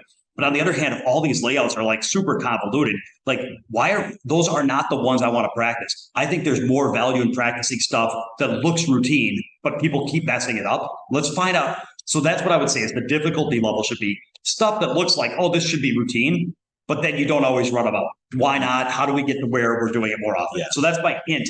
But okay, what I'm going to give you guys is to make it fun. I'm going to give you guys some of my favorite ways to practice a specific layout. And they go from like easy to very ninja level. So just different ways that you can kind of mix it up and, different ways you can prepare the same food ingredients so that you're not eating the same meal every day. So the first one is suppose you've worked on a layout for 20, 30 minutes. And now you want to test yourself. Here's some different ways you can test yourself. I'm going off memory here. I could have written this down. But one is just a race against the ghost or a race against that layout. Okay, you've worked on it for 20, 30 minutes. Now you're going to play a race to 7 against that layout to see if you could beat that layout 7 times before you dog it 7 times as a fun little wrap exercise. That's one fun way. Another fun way to go that's like the next level of challenge would be what I call the stepping stone, where you actually map out a target for each shot that you have to hit. And you could do that. I use Taylor's chalk. You could buy a Taylor's chalk pencil. You also need a Simonis X1 to take the chalk off the table when you're done. But anyway, you can actually map out however you want to do it. If you want to use an actual chalk on the table or just have like kind of a stickers to indicate your zone.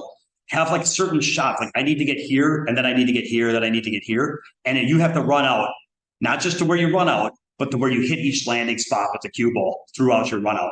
So you're always in good lay. So that would be like, I see Cora Lowry do stuff like that. And I like that. So that's what I call stepping stones.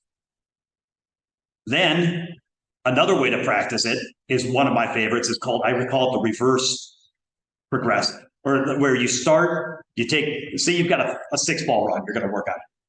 You take ball in hand and you shoot in the 9. Great. Now you take ball in hand and you set up the 8-9. And you put yourself where you'd like to be on that 8-ball in reasonable play, and you shoot the 8 and then get on the 9 and shoot the 9. And if you run those two, then you set up the 7-8-9 and you take ball in hand on the 7-8-9. Say you get to the 6-ball. Now you take ball in hand and shoot the 6-7-8-9, but this time you dog the 8. Okay, well now you're back to the 7. Now you set up the 7-8-9 again. Mm-hmm. What I love about this challenge is you get good at converting the end of the rack And then as you get better and better at converting the end of the rack, you just make it a little harder by adding that one more ball in front, one more ball in front, one more ball in front. So you start where it's really manageable, and then you gradually increase it. So instead of starting at the beginning of the run and then going until you fail again and again, you practice successfully completing the run out at the end again and again and again. Yeah. And then as that gets more and more routine, you can add a little bit to the front of the run. So your practice successful. And I actually stole this from apparently the ancient Greeks when they wanted to memorize like these epic long, 1,000-page poems or whatever. They would actually start at the end of the poem and practice successful completion, and then just keep adding a sentence, because that way they would never just practice getting stuck and forgetting again and again and again. And the other thing I like about that is that as you go back in the run, by the time you get to that 5 ball, you actually feel some pressure, because you know that if you dog it, you got to go back to the 6 ball, run them back out again, just to have a chance to get back to the 5. And you don't want to spiral your way back to the 7 ball and have to, it puts some heat on you, man. It puts some heat on you. Yeah, no, for sure. So I kind of like that one. Yeah, that sounds really good. And do you mark all the balls in the same layout? Yeah, same layout. Yep. Okay, no, sounds good. So I like that. And then the hardest level, the ninja level, is the 3-time drill, which I've talked about before. And this one, and again, each of these, like what level should you use depends on the layout. The harder layouts, you should probably just play a race against the ghost. The easier the layout is, the more of the demanding practice technique you use. So with a really routine layout, if you're feeling good and the routine and the layout looks really full, I want that layout to look like, you should look at it and say, there's no way I could mess this. If you think that this layout is so easy, there is no way to mess it up. Now you may try the 3-time drill. And the way that one works is, you have 5 balls on the table. I would not recommend more than 5 for most players. You shoot the 5 ball, the first ball, 3 times, and you mark where the cue ball stops each time. And then you have to pick the worst of those 3 cue ball spots. And now your second shot, the 6 ball, you have to play from the worst of those 3 spots. And you have to shoot the 6 ball 3 times. And then the cue ball, you mark where the cue ball stops each time. And now when you're on the 7 ball, you have to play that shot from that spot 3 times. So you're always playing the worst of 3 attempts. And what you'll find is you'll hit, you'll make the first ball in hand, you'll make it all 3 times, but one of those spots was a little bit awkward. And now it just spirals to where when you're using the worst of, it becomes surprisingly difficult to run even 5 balls in order, even if they look routine.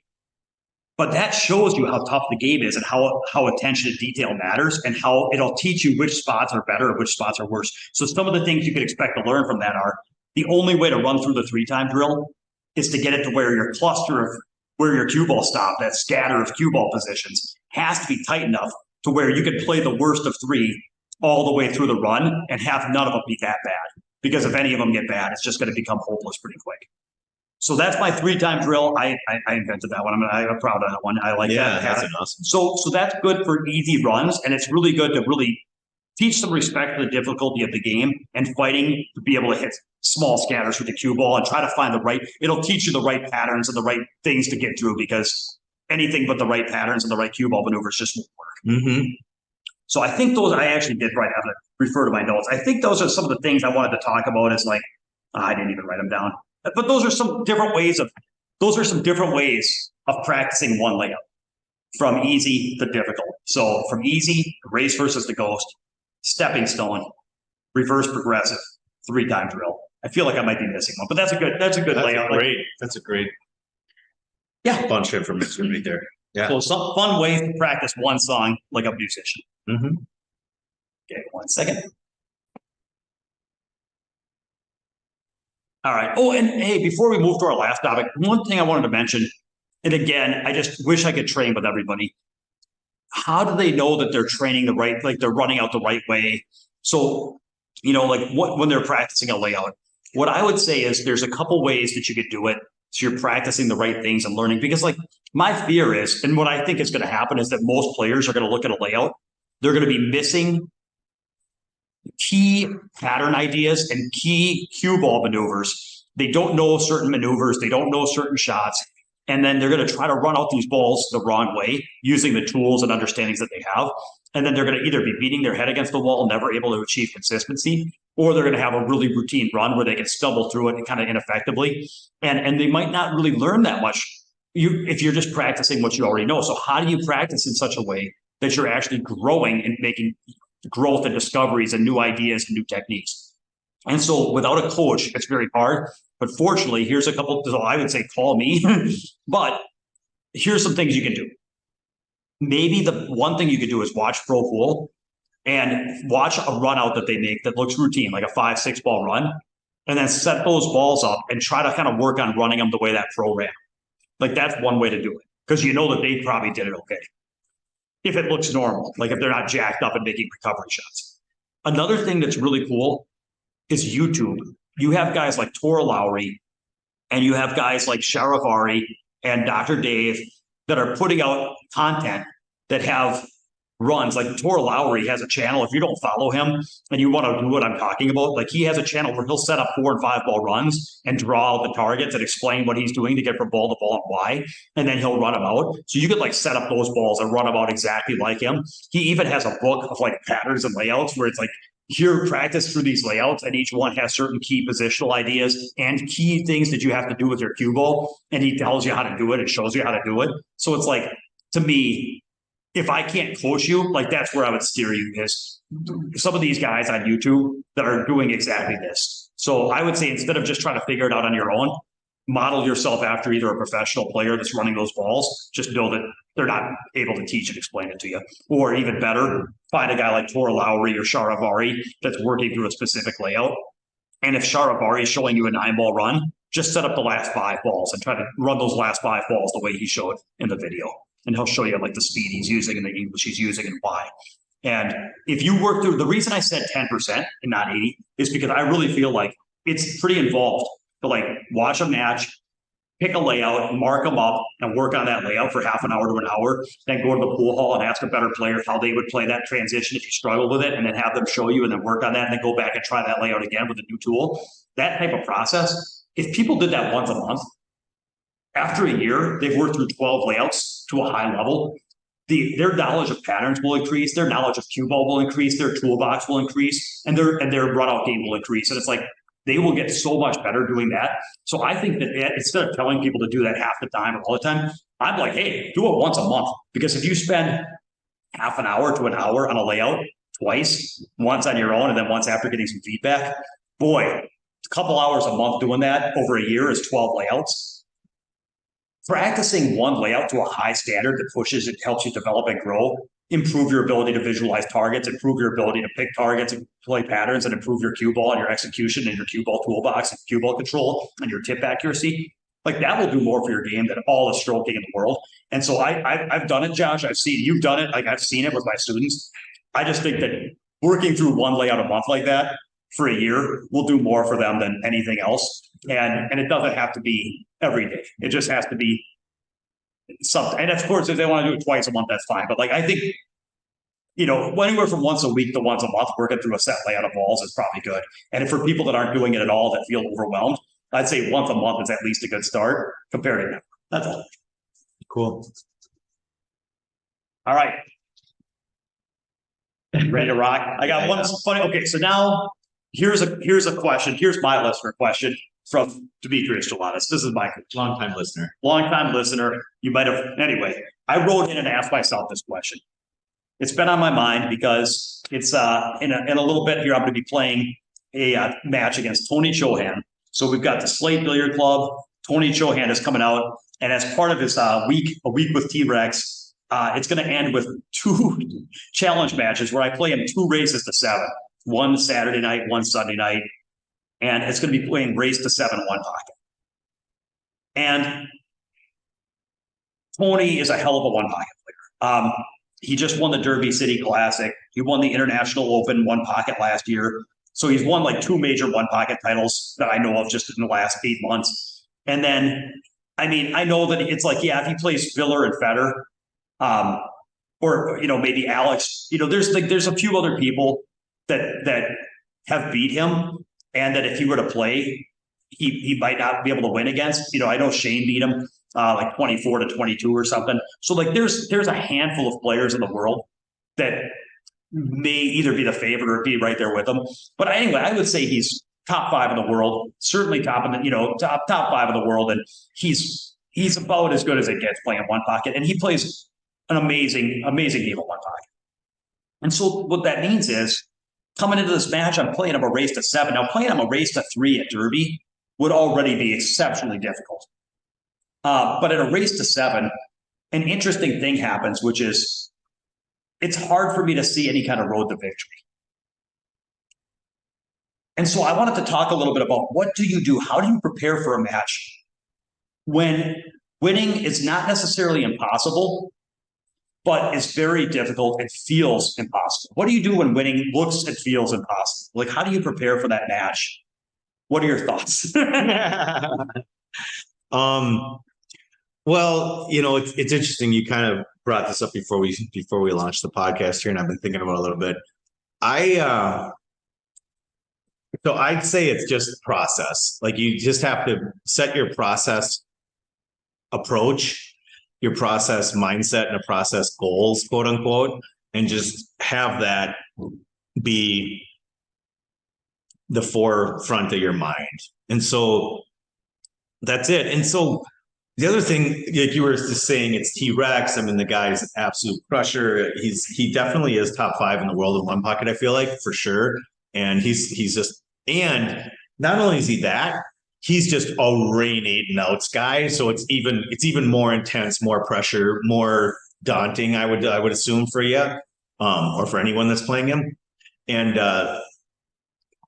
so I don't want to be hyperbolic or overstate, but like, I feel like every time I put my cue together, I'm in that situation. I just do. I don't feel super confident when I play pool.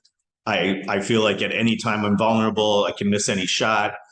I feel that way. And so I just have to approach pool with a process mindset. And that's sort of not what protects me, I guess, but it just keeps me in the right frame of mind and keeps me more positive and more accepting of outcomes and more present focused and all those things. So I just think that's what I've done, and that's what's kept me going and has been beneficial. So there you go.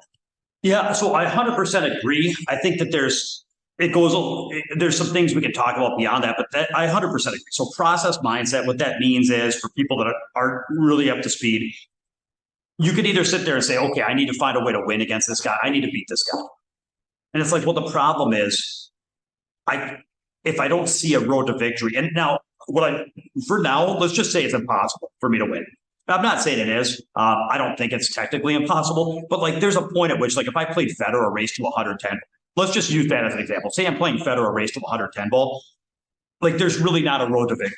There's not like some game plan I'm going to put together in my basement where I'm going to hit him with some special, like, this is not a movie. Move him. Yeah, I'm going to sit there. It's like, there's just not really a road to victory. Yeah. So then you could sit there and say, well, mathematically speaking, I'm sure Mike Page with Fargo Rate could, like, or Steve Ernst could, like, put together, hey, Steve, could put together like some amazing algorithm where it's like, every 5,000, like out of like 5 billion universes, there's a universe out there where I'm like, everything lined up for me. Yeah. But like, realistically, I don't have a road to victory. So what do you do in that spot? And so what Josh is saying is, what you can't really think about is, am I going to win or not? Or how do I win? What you have to think about instead or how many games am I going to win? I just got to get to a certain amount of games or something. Yeah, you have to instead, you can't really set result goals. You just have to sit there and say, what can I control? And so, of course, I've thought about this. So let's just talk about specifically what things can you control in a game of one pocket. You can control your decision making. You can control your effort and your attitude. So just getting down to the processes. This is like, for me, this was kind of where I started, was processes. So like, what can I control? So, well, my decision making. Now you might think, well, that's pretty easy. But in one pocket, man, it's a funny game. You have a lot more choices in one pocket than you do in 9-ball. And when you start getting snake bit, where you feel like nothing I'm doing is working and I don't have confidence in my ability, or I'm playing T-Rex and I can't leave him anything, or I'm playing T-Rex, so if I don't make this 5-rail bank right now, then I'll never have another chance to score. You can go into desperation mode. You can go into give up mode, and your decision-making can go haywire really fast in one pocket, right? It can really get weird. So there's a lot of ways for your decision. I mean, in 9-ball and 10-ball, it can happen. But one, I've got a lot more experience playing those games. And two, the right shot is more evident more of the time. Whereas in one pocket, man, your decision making can go really haywire. So just try to say, hey, listen, I don't know if it's always going to work, but I'm going to try to make decisions such that if the shot, here's kind of my pre-shot decision checklist, playing one pocket. And I don't do this on every shot, guys. If I feel fine and the right move calls to me, I'll shoot it. But if I'm in a decision-making spot and I'm being tested, I might ask myself, if I take this shot on that I'm thinking about, whether it's betting on a bank shot for the win, or whether it's taking on a hard shot, or whether it's trying something a little ambitious, I ask myself this question. If this shot doesn't work and I sell out the game and he runs out because of this, will I be walking away from the table banging my cue like, why did I try that? Or will I be like, well, it was the right shot. I just couldn't come with it right now. Like, how would I feel if this didn't work and it cost me the game? And if the answer is, man, if I lose this game because of this shot, well, then I lose. But I'm all in. I believe in this shot. I think it's the right play. And if it doesn't work, it doesn't work, but I'm good with it. I can deal with it. If I feel that way, then I'll go ahead and give it my best.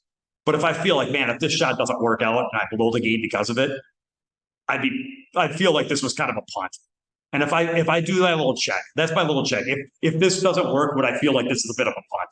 And I think we do that playing poker too. When we play poker, don't you? Yeah. Before you go all in, you're like, man, if he flips over aces on me and I lose this hand, can I live with myself? Yeah, of course. That happens all the time in poker, and it happens in rotation. And that's a big part of decision making in rotation as well. Is that you not all the time, not as much as one pocket, but definitely there are decisions in rotation, and that get made the same way. Where you're like, do I go for this bank and try to run out, or do I play safe, or whatever? It's cool.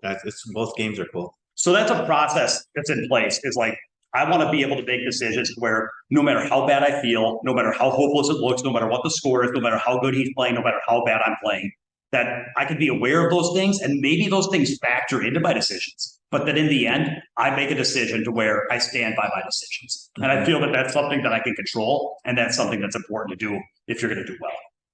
So that's an example of like one of the few processes that you really get to control playing one pocket. Is that your effort? Am I really giving? Am I bearing down on these, or am I just feeling like it doesn't matter anyway? So it doesn't matter because I can't win. So I'll just kind of do whatever. And if it works out, and if it lines up, and if it happens to go, and if it happens, if things start going my way, then I'll try. But I can't do anything about it. So why bother? So like maximum effort, good decisions with my maximum effort and a positive attitude. Like those are my processes. So right away, to Josh's point, that's what I'm fighting over. Everything else about results and wins and games and stats, like that can't really be my focus. So agreed. And I just want to explain what those processes were. Yeah. Can I add a process? Yeah. Okay. This is, I think this could be a good one. Part of your process with a match like this can be your preparation. Because it'd be easy to say, I'm drawing dead. Yes. I'm going to go out and just hammer beers and not, drink. But I mean, like, I could see a player coming into a match and squandering a month or so that you've had by saying, I'm just drawing dead. I don't have to prepare for this because what's the difference? Yes. And the reality is no part of a process mindset is like getting yourself prepared so that when we go to tournaments, right? You do everything you possibly can with the budget of time. We've talked about this a million times, but just to rehash it or re-bring it up. It's like you do everything you can with the budget of time that you have. You spend that time as wisely as you can and as judiciously as you can. And then you let it go. And then when you get there, you work your other processes, your mindset processes, and then you're calm in the moment because you're like, I have prepared as hard as I possibly can. And now and that's part of my process is to let go of the results of whether or not that's going to scale up to, me being King Kong or not. So this is so good. And so there's a question that people might be asking. There's a few things I'm going to hit on before we're done with this topic, but one of them is there's a question that needs to be answered, which is let's just say it's the race to 100 against better playing 10 ball, because that's almost a clear cut. I can't win that set. Whereas with Tony, we could talk about, I'd rather play Tony a race to 7-1 pocket than Federer a race to 700, race to 100. Yeah. So that's all I'm saying. So my point is that let's just assume that I'm drawing dead. Then the question is, why are we preparing? what difference does it make if I can't win the set? Why am I preparing? Now I have an answer. I just want to hear yours. Like, okay, it's about you guys still got to prepare. That's part of your things you can control. But somebody could say, well, what are those processes for if they're not going to ever get you a win? And if there's no preparation you can do to win, why bother? And that could be the same point. If there's no matter how hard I try, I can't win, so why bother? So it's the same thing about effort as it is about preparation. Why put in the preparation if it's not going to yield a win? Because you're going to play pool after you play Tony, right? And you're preparing for like Ryan Brecky once told me, no, I'm just kidding. Pool's one long game, one long session, like poker. Poker's one long session. Pool's the same. It's like we work these processes and we do this preparation and all these things because you're not always going to be playing Tony or Race to 100. And the next time you go out and play somebody that you've put in all that preparation, that work, you have increased your ability to play pool and you have added skills and added you have leveled up your game through that process. So it's, it might not scale out to an actual win against T-Rex, but it will scale out to higher performances in the future and other events and other matches. 100%. So, of course, to get better, that's what you have to do to get better. And you can sit there and say, well, by playing better players, it'll help me grow and I'll improve and it'll help my journey. But it won't help my journey if I just go in and blow off that opportunity because I couldn't win. The other thing that I would say is it depends on what you mean by winning. So here's a cool way to look at it, something I've been thinking about because I have been preparing for this match, and is that there's different ways that this could play out. One way that this could play out, and one thing that I've seen with One Pocket that makes One Pocket really, really tough, there are a lot of feely shots that take some white magic.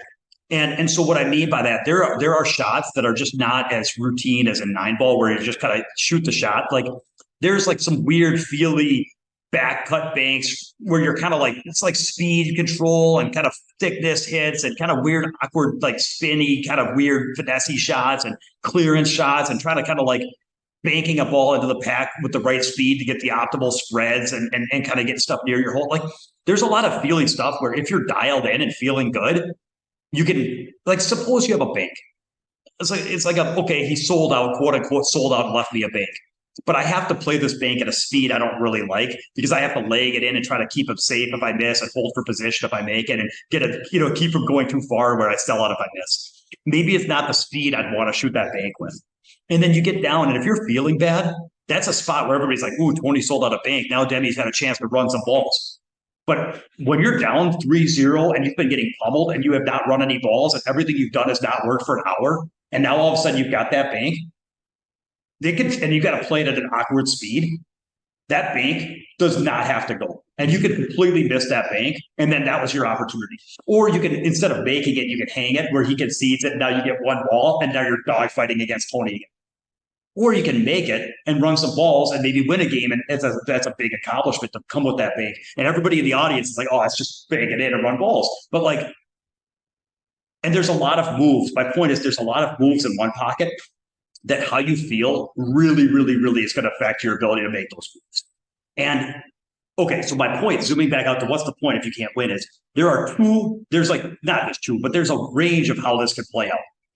One range in which this can play out is I show up unprepared, completely intimidated, and get completely outplayed at every stage of the game, put up very little resistance, where Tony just runs me over to where it's not even good pool to watch because everything he's doing is working. He's barraging me from every spot.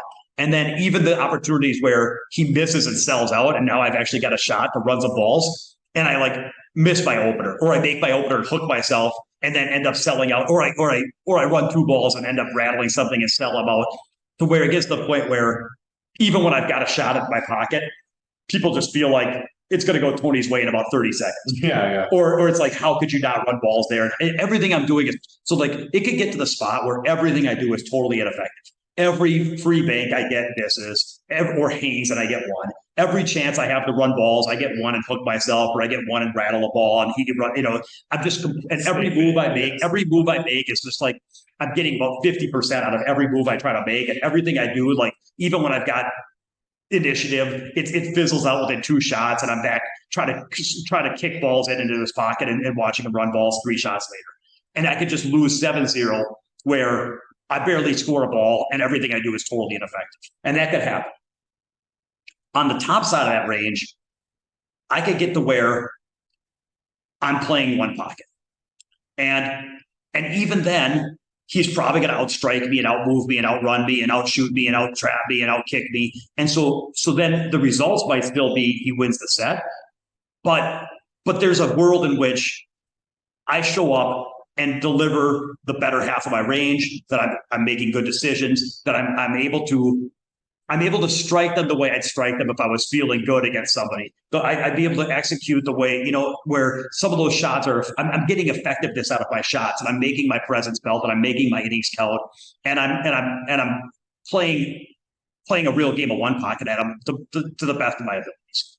So even though you could sit there and say, well, the results don't change, you lose, what's the difference? It's like, well, it depends. Is there a difference between showing up and getting 7-0 where I feel like I never even connected with the table versus showing up and playing a real one pocket battle where I execute to the best of my abilities, play back at the guy, make him earn it, and battle out and actually win some games and lose 7-3? Is there a difference? It's like, well, there's a difference to me. You know what I mean? Yeah. Like, that sounds better to me. You know what I mean? And so you can't just look at it like, well, it's a loss. It's like, no, it could be a devastating, I didn't even show up kind of loss, or it could be I gave my best, feel good about how good I played, and I'm up against it, and I get that, but like, hey, that's what's going to happen. But I feel good about the game I delivered. Mm-hmm. And so, like, that's kind of what you got to be striving for, I think. Mm-hmm. Yeah, I agree. Yeah, and I feel like,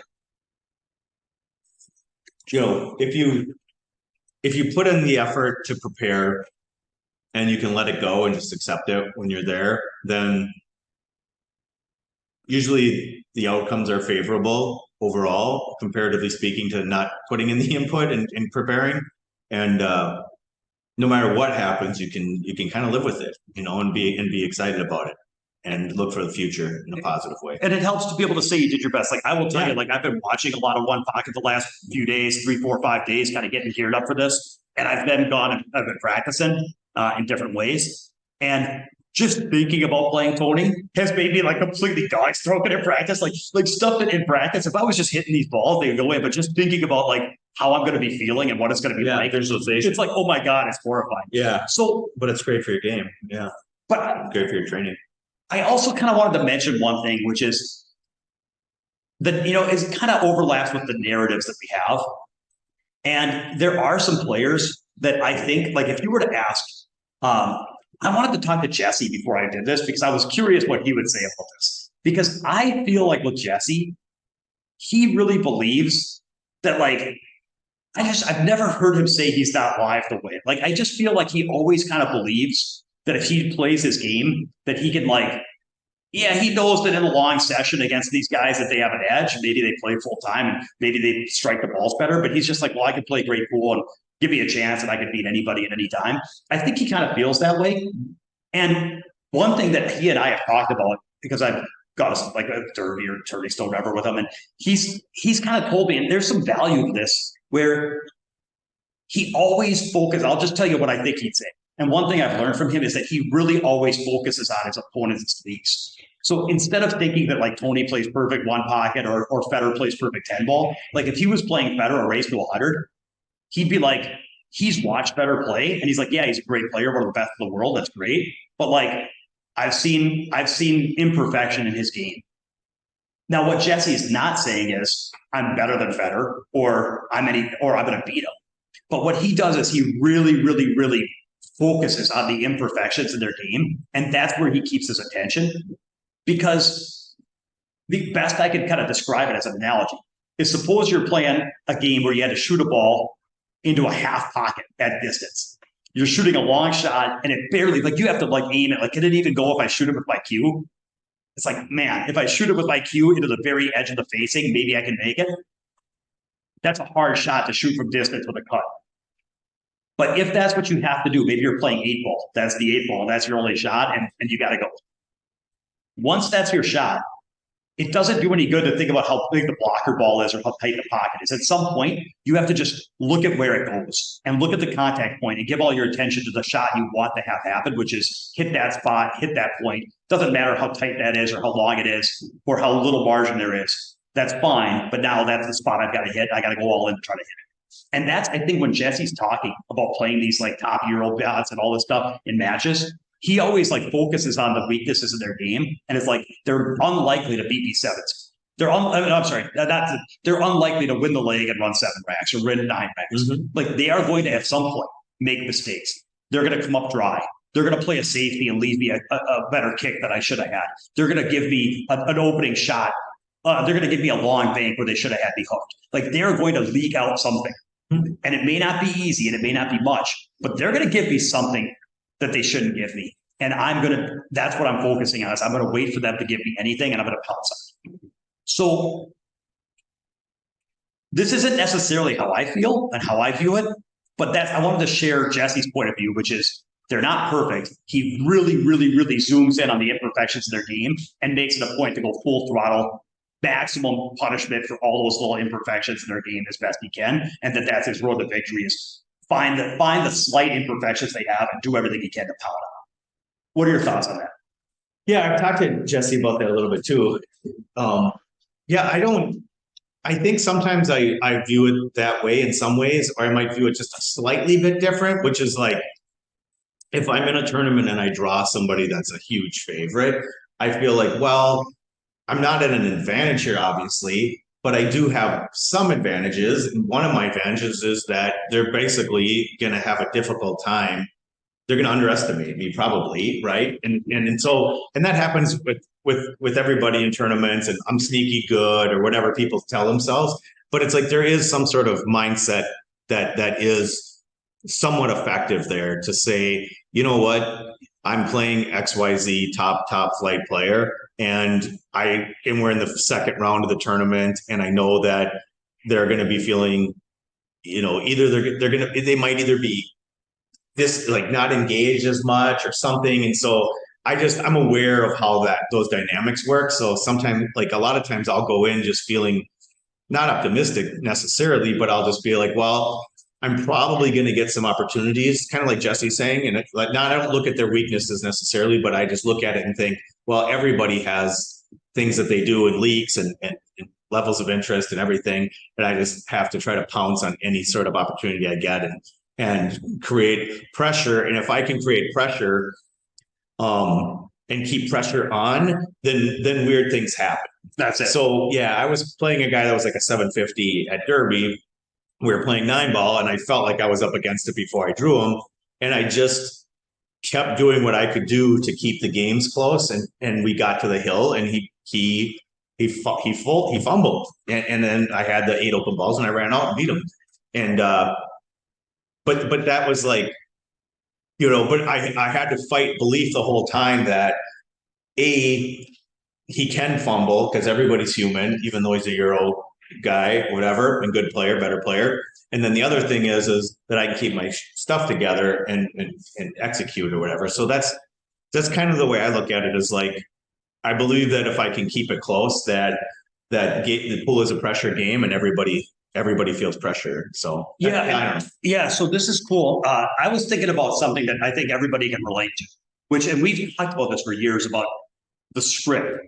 There are certain scripts that people can follow where we've all seen this, guys, where somebody's like, say they're a good player at a tournament and they're playing weaker players, but maybe the guy's like a 650 Fargo and he's a heck of a player and he's playing weaker players the whole time. And he's up there and he's got some pep in his step and he's got some stank at everything he does, because he's in the role. He's in the mindset of, I'm the better player. This is the part where I get to play good, outplay my opponent, show him what good pool can look like, put on a little exhibition. And they get up and they play really well. And this could even be a 700 player, doesn't matter. But then all of a sudden they play somebody that's got them completely up against it. So maybe this guy who's like a 650 or a 700, and they're playing so good, and they got pep in their step, and they're solving racks and hitting balls perfect, breaking open clusters just right. And it's like, man, this guy plays so good. And then they start playing somebody that's got them completely outgunned, like say Federer.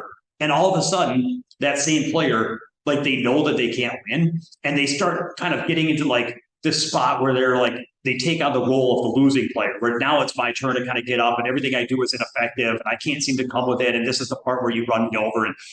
And they kind of just like, it's like, well, how did that player that has so much pep in their step and was hitting these shots so crispy and juicy, and all of a sudden it's not like their game got worse, but now they're in this role where they're in the loser's role, and it's almost like they knew that like a movie producer, we call it a script, because it's almost like the director handed them a script and said, now's the part where nothing you do works, and then you're just going to get pwned.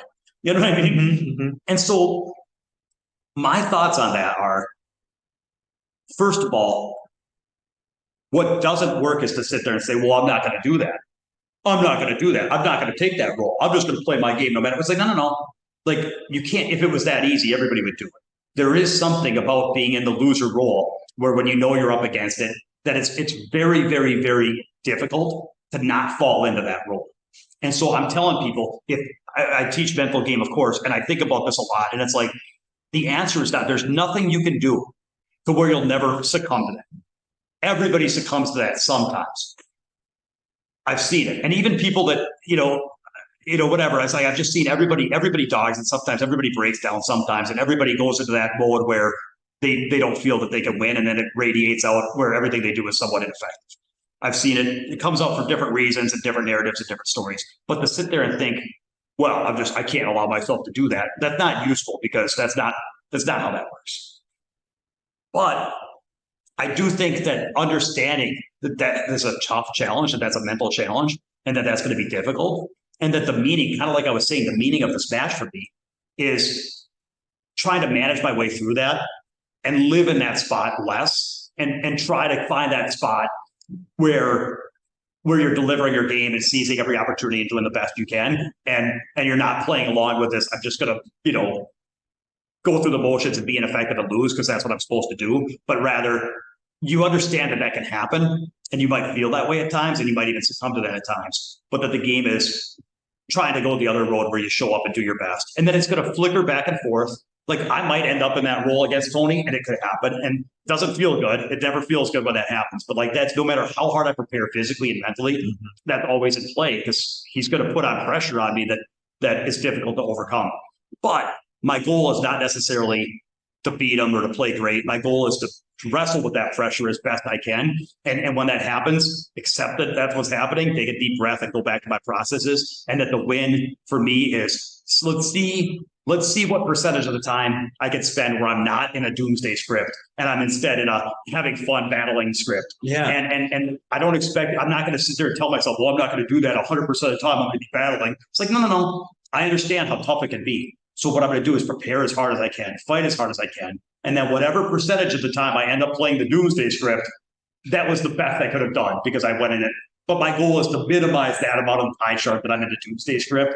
And then it's going to be some of the time, but whatever percentage of the time I end up acting doomsday, whether it's 1% or 99% or 100%, that will have been the best I could do. And I'm fighting to spend as much time in the positive state as I can. That's my purpose. Brilliant. It's awesome. Yeah, I think that's cool. I think it's cool that's for me, that's meaningful. Because then when it comes down to, well, why bother preparing and why bother trying if you can't win? It's like, no. I'm not measuring my results off a win or a loss. I'm measuring them off of how well I do managing my mindset and my performance, given the adversity I'm up against. And I'll never know what good or average was because I can only play them once. But I'm going to prepare and give it my all, because to me, there's meaning in the game. That's what the meaning of the game comes from, is meeting that adversity. And then even if I can't overcome the race to 7 adversity, I will have plenty of opportunities to overcome the individual challenges that come up during the sets. Yeah. And that each one is its own match. Each shot is its own match.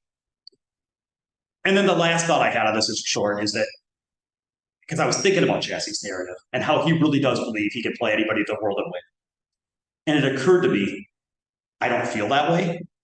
And that it could be that there's different mindsets that lead to victory. But I would say that most top world champions believe that they have what it takes to beat anybody at any time. I believe that, like, if you were to ask Shane or Filler or Federer or Sanchez Ruiz, I think that when you talk to these guys, while they have respect for their opponents and they have humility in the sense that they know that they're not always going to win and not always going to play good, but they also all have belief that if they execute their game plan, that they can overcome almost anything at times. And it occurred to me that I can't say that. If I go to the US Open and play Federer in the finals, I can't sit there and be like, I could just overcome anything. My point is, Josh, I wanted to ask this question. We have a podcast where we're talking to dozens and dozens of people that are not Federer-versed. So the point is, our audience is not Federer. And my question was, we get so hung up on how does a champion think? How does a champion think? How does a champion think? And then we just assume that if that's how the champions think, that that's how we should think. But is that true? Is it possible that these champions are also people that are putting in way more budget of time and energy and preparation to where they're playing at totally different levels and have totally different budgets? To where, if you get yourself to the point where you can run 200 balls in straight pool, then it makes sense to feel like I'm always live against my opponents in a game of straight pool. But if you're a 10-ball runner and you're playing in a straight pool match against Federer, you're not, that's just not a genuine thought that you could get behind. So my question is it possible that different level players that the narratives that serve these champion players might not serve us? What do you think? Or is it always fast? No, that's how a champion thinks. I need to convince myself of the same things that they believe about their game. Okay, so you're asking me, so I'll just tell you what I think. Yeah, I'm curious what you think. I think you earn those thoughts through your work. That's what I think. I think that those thoughts and that mindset and those things are earned through the amount of effort. That's so smart. That's very well said, Josh. Very well said. Keep going. I didn't mean to interrupt you. Oh, no. Thanks.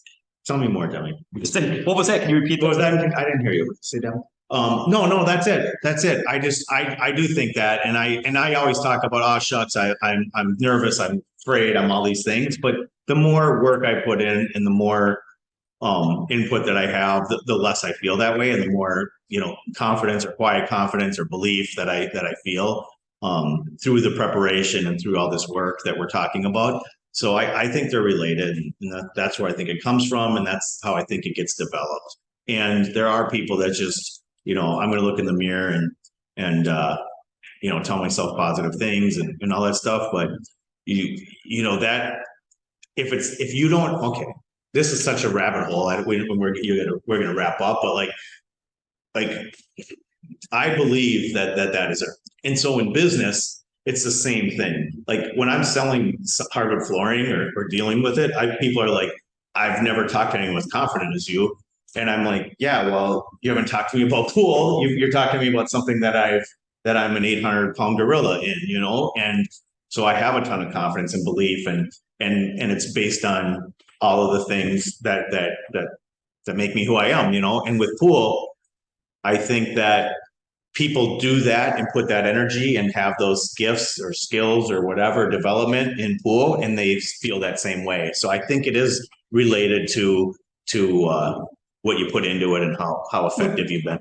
What's a great analogy for this is people, I remember being faced with a decision when I was growing at pool where should I shoot the shot that I think gives me the best chance to win? Or should I shoot what I consider to be the right shot as what like the pros would shoot? Like I'm at a spot where I can either bank this 9 or I can chip it and leave the guy end rail to end rail. And I feel like Federer would bank this 9. But I feel like if I try to bank this 9, I think my win rate goes higher. I feel like I'm going to miss this bank a lot, where if I play safe, I'm going to win the game more often if I don't. What should I do? Should I play what I think is... Should I try to play like I think the pros should play and will myself into that? Or should I do what I think is going to give me the best chance to win right now, even if I don't think that's what the top players should do? And I've always been of the belief you should play what you think is going to give you the best chance to win. And then learning your abilities and learning to optimize your abilities and put together the best package of delivery of your game you can and find a way to win. I feel like that's where the magic of pool is. Max out your performance for your abilities and find a way to get the W with the skills you have. And then after the match, set the shot up and work on shooting it like you think Filler would shoot it. Yes. And then over time, as you develop your skills, you don't have to try to will yourself into being some offensive juggernaut. As you develop your skills, there'll be times when you're at the table saying, what's my best path to victory? And you'll blink and you'll be like, actually, I think shooting this ball is going to work. Yeah. And then you start going more often. But you don't go more often because you're shooting stupid shots that you can't do, thinking it's going to pay off someday. Mhm. You always maximize your winning chances. And then little by little, you're just at the table, feel that your strategies change. I think that's what you're saying about mindset is at the beginning, you look at this and you're like, I don't really feel like I have a lot of confidence or a road to victory. I can't really see this working out. But as you play these matches and you develop your skills and then you start scalping people and you have wins and you start having more and more, all of a sudden you beat a guy like that once, then you beat a guy like that 5 times, and all of a sudden you beat a guy like that dozens of times, to where all of a sudden you just feel differently in those situations, and you have a different level of belief and confidence, and you can see a path to victory because you've done it enough times. Mm-hmm. And you can't fake your way into that by telling yourself, I know that Filler would believe that he could do it. So therefore, if I just convince myself the same things. So I think in the end, my main point is this. I hear how Jesse talks and I try to learn from him. But at the same time, I think that there is room. Number one, I think there's room for different narratives. I think there are different narratives that can be effective, and not everybody has to believe. There's not one way of believing things. But there's